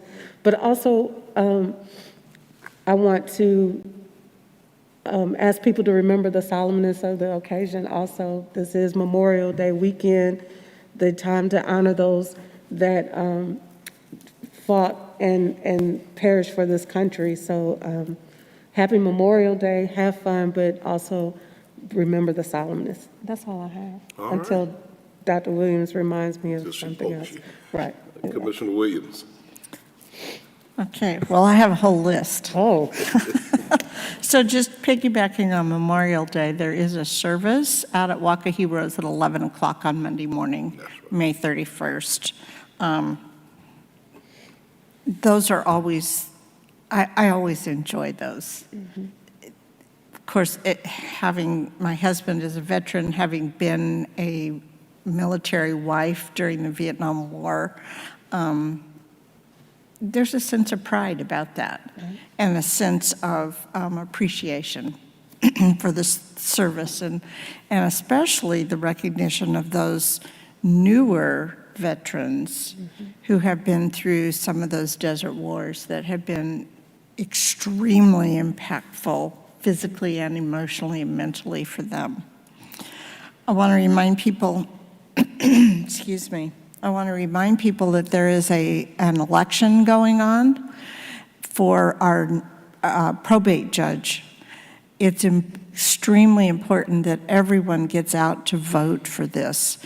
Early voting started yesterday, and it will continue through the end of the first week in June or second week in June. The election itself will be on June 13th.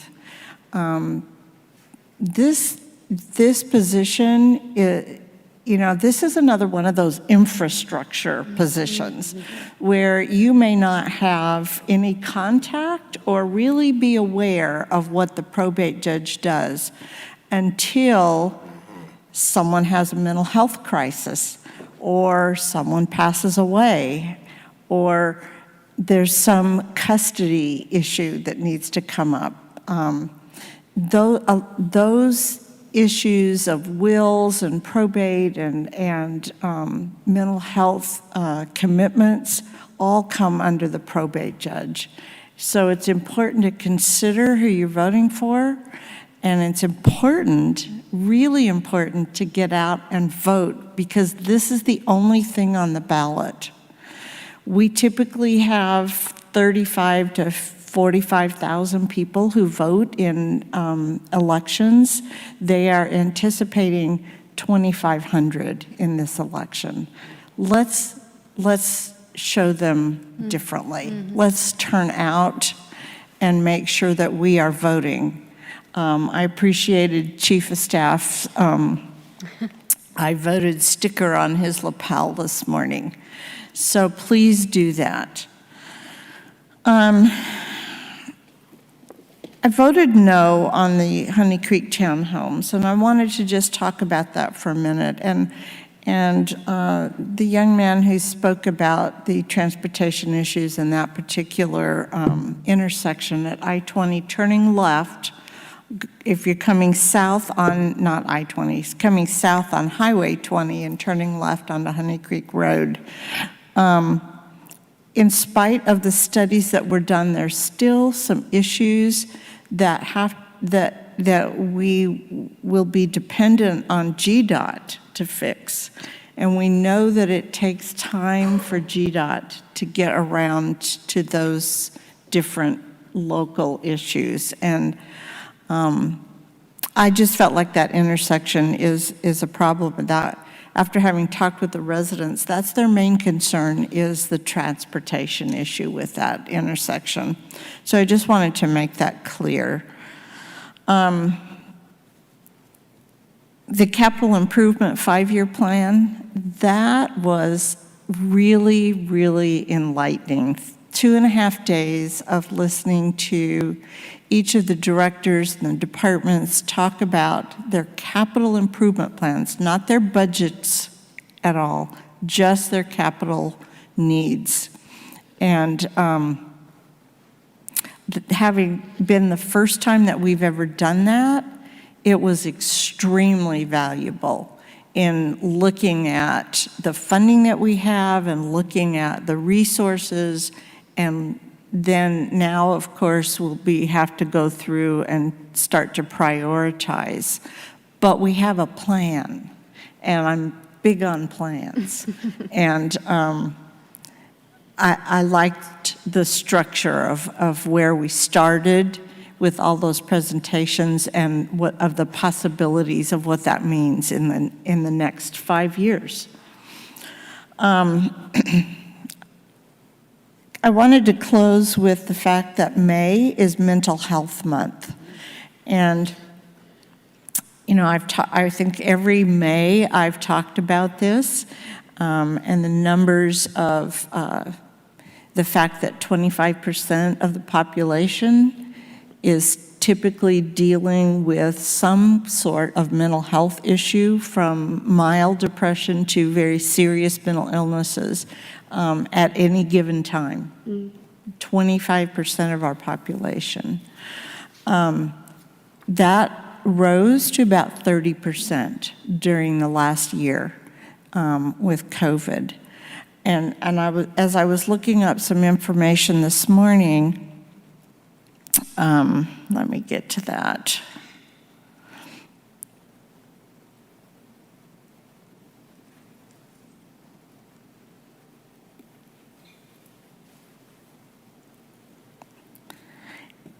This was an article printed just a few weeks ago from the National Institute of Mental Health, which is a department of the National Institute of Health. The mental health impacts of COVID-19 continue. From all that we know, it is clear these impacts will outlive the pandemic itself. Therefore, it is crucial that we work together to apply evidence-based strategies to support the mental health needs of all Americans and to make these strategies broadly available, especially in vulnerable communities. So we have much work to do in that area. Our accountability courts have been functioning all of this time and have done some really remarkable work. And a couple of things that have happened, in addition to twice daily Zoom meetings that have anywhere from 10 to 30 people in attendance.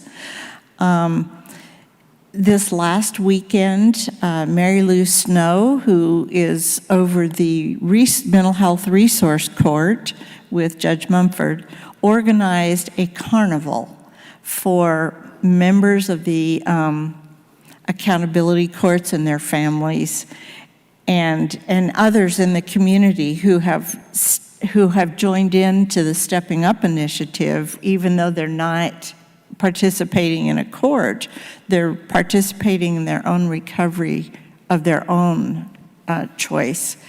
This carnival was just really delightful. It was a fun thing to get together outside. It was fun to see the families, children, grandparents, all coming together to support this community who have mental health and substance use, have had, and are working on recovery from mental health and substance use issues. I really commend Mary Lou Snow for organizing that, because it really was very fun and very, very much needed. And another thing that happened is some of the leadership with Stepping Up were able to attend a retreat a week ago called Horse and Harp. And it was an activity with horses, and they allowed 10 people to come, and so we had 2 judges, we had me, we had our Stepping Up team, we had some of our peers who work, Natalie Eskew, who we just approved a contract today for a peer support for the courts, was there. It was a really interesting experience. Did you say horse and harp? And harp. And so that they have harps? Yeah. Oh. So the first part of the activities were with these 2 horses and getting the horses to do certain things and how you were going to do it and what tools you were going to use to do it and how you were going to work together. And so some of that team building kinds of things.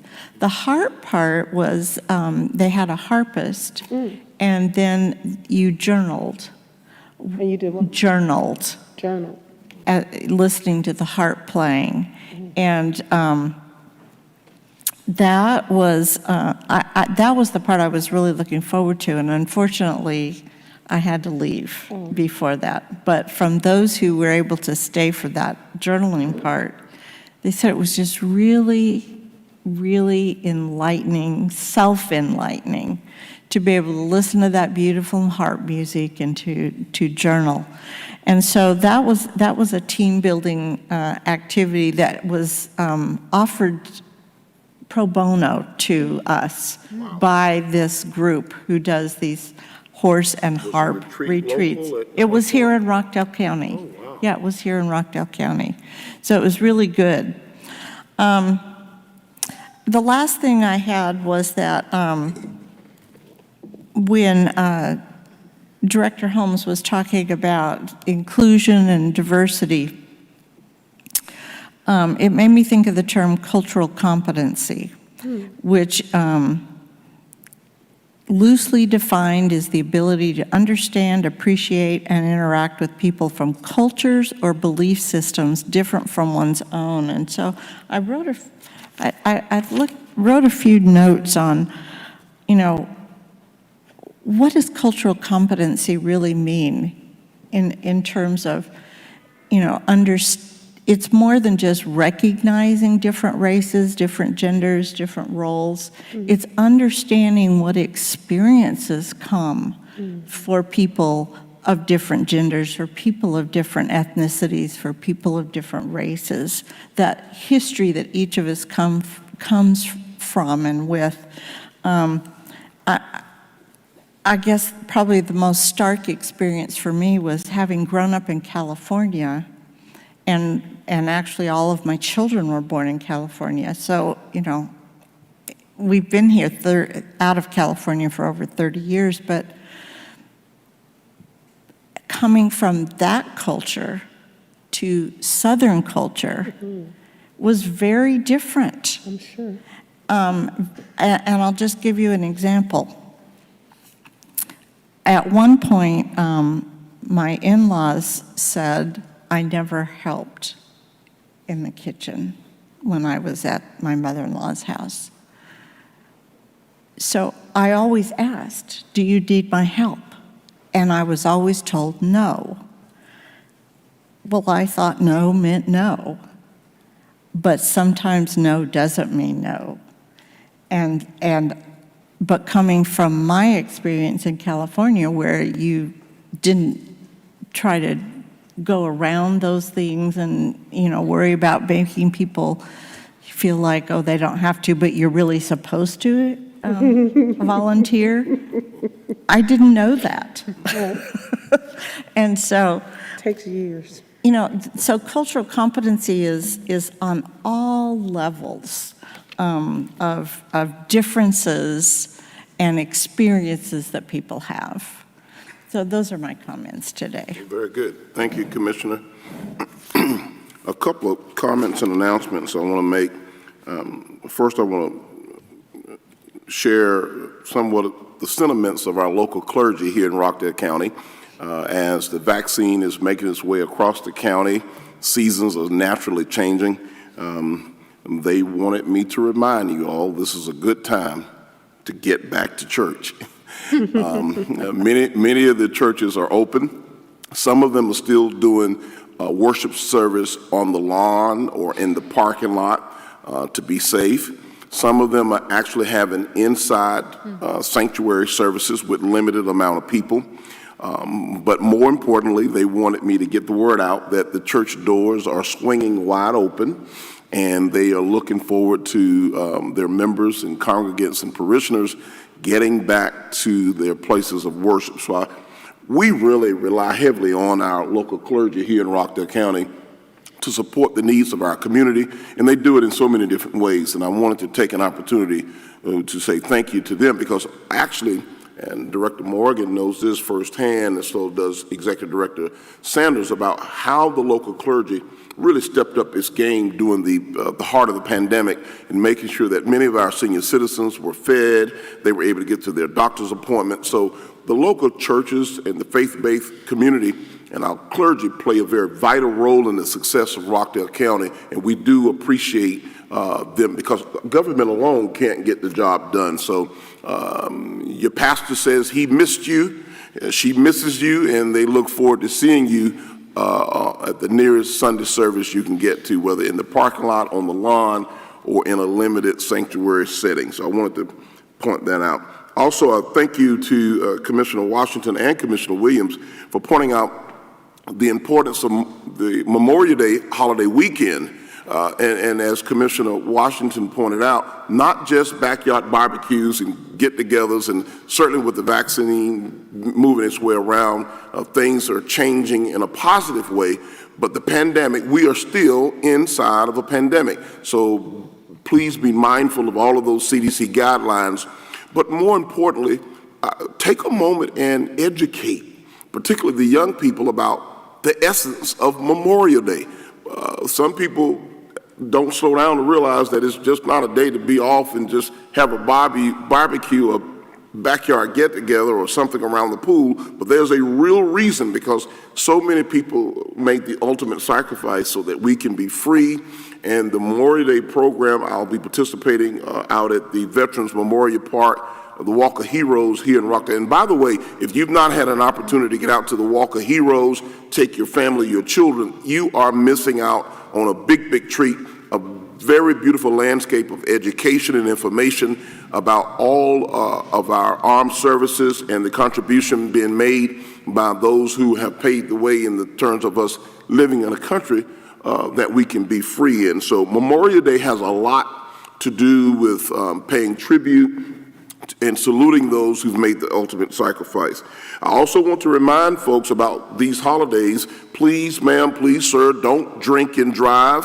You can't get too many people on the deck where the grill is. So I don't want you to be the top story at 5 because you've got 12 people on a little small deck that you hadn't, and now the fire department's got to come and put the deck out, pick up the meat, and get grandmama off the ground as well because we had too many people out on the deck. This happens, I'm saying it just the way it is, because that news story comes up every year, Memorial Day, 4th of July, and on Labor Day, because so many people got on the deck of the house that was built 40 years ago and nobody refurbished the deck, and you brought all those people and the food and you just cut the deck collapse. This is real life. So make sure you be careful. Don't drink and drive. There are companies like Uber, Lyft, get you a designated driver. We want to talk to you, not about you. So I want to point that out. Also, Rockdale County, I'm so glad Commissioner Williams pointed out that early voting is already going on, and I see Chief Cave has already exercised his right to vote for our probate court, and I won't be redundant and repeat all of what Commissioner Williams said about the importance of probate. But I'm glad we live in a county where people get excited about voting.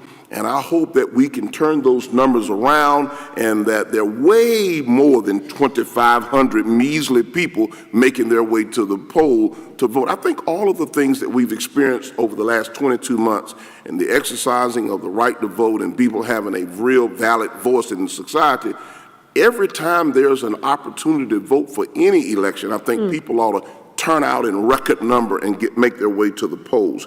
The other thing I want to make mention to in Rockdale County, we're not exempt from the Metro Atlanta area. In fact, we are part of metropolitan Atlanta. There are jobs everywhere. The restaurant and the hospitality industry have said to Commissioner Williams in Washington and to Chairman Nesbitt, we need some help.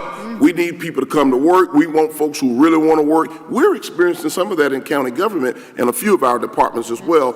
Talent management has expressed the difficulty of finding competent, qualified employees, but people who really want to work. Public relations, I was able to join them a couple of weeks ago in doing a segment about the number of job openings throughout Rockdale County, whether manufacturing, industrial, restaurant, retail, you name it, there is work, again, for those who really want to work. So I want to encourage folks that's out there, because I often get those calls. I used to get calls and emails. We used to host job fairs, and there's some job fairs going on right now, but we used to get a lot of inquiries about folks searching for employment, particularly young people. Well, every other shop down the road has a sign that says, now hiring, help wanted. So I just want to put that out there for those who really want to work. Don't lose your thought. Well, let me tag on to that. Yes, ma'am. Because there is a job fair this Thursday between 10 and 2 over at Restoration Storehouse. 3 employers will be there: Golden State Foods, MGM Products, and Diversitech. And the salary ranges are from, like, I think it was $17, $20 an hour up to $40 an hour, just depending on experience in the job. And Restoration Storehouse is located at 1400 Parker Road. So we encourage, if you know anyone that's in search for employment, and I'm glad Commissioner Williams pointed out Golden State Food. That was one of the HR directors that contacted our office directly. I also heard from the general manager of Arby's. They had to close the dining room and only could operate the drive-through because they didn't have enough people to cater to the dining room inside the restaurant service. And I'm like, this is just crazy. So everyone is experiencing a shortfall in terms of finding people who really want to work. Don't miss the opportunity of this job fair. Give the date again of that.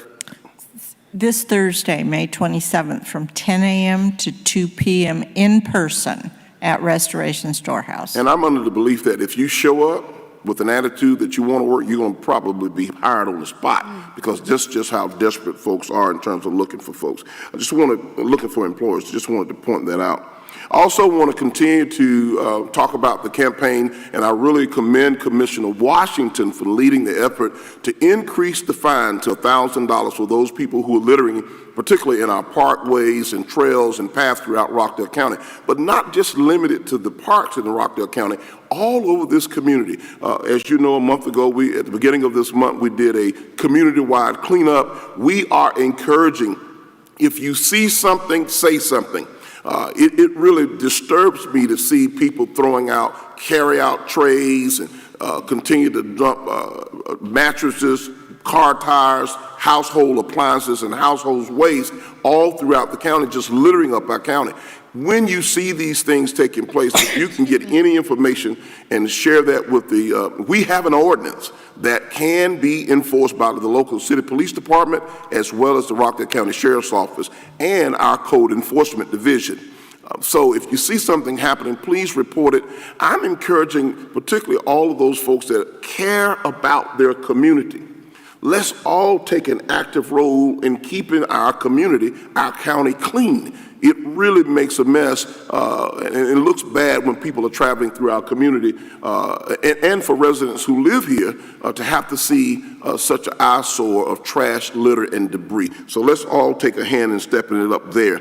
I also want to talk about one of the things that I took away, one of the strong points from the capital improvement plan, 5-year planning that we had a couple of weeks ago, was that all of the members, commissioners, of the judicial community and all of the employees that work right across the street in the courthouse are all in agreement on one accord that it is time to expand the original structure of the 1939 courthouse in Rockdale County.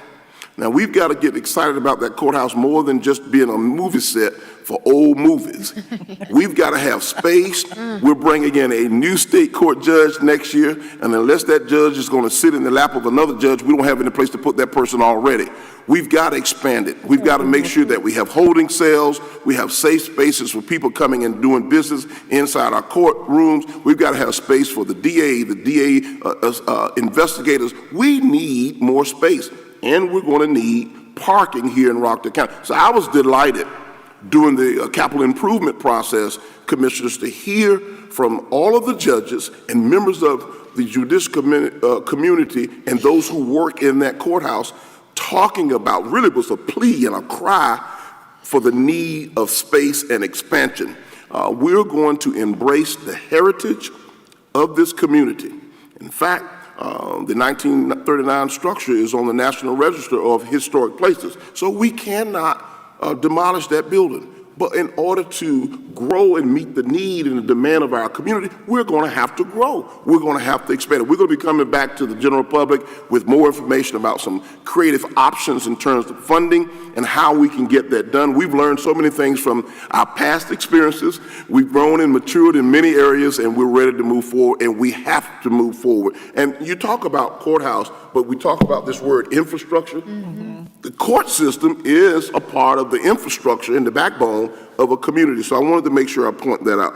Last but not least, local educators here in Rockdale County and throughout the month of May, in addition to it being Mental Health Awareness Month, earlier this month we highlighted education here in the month of May.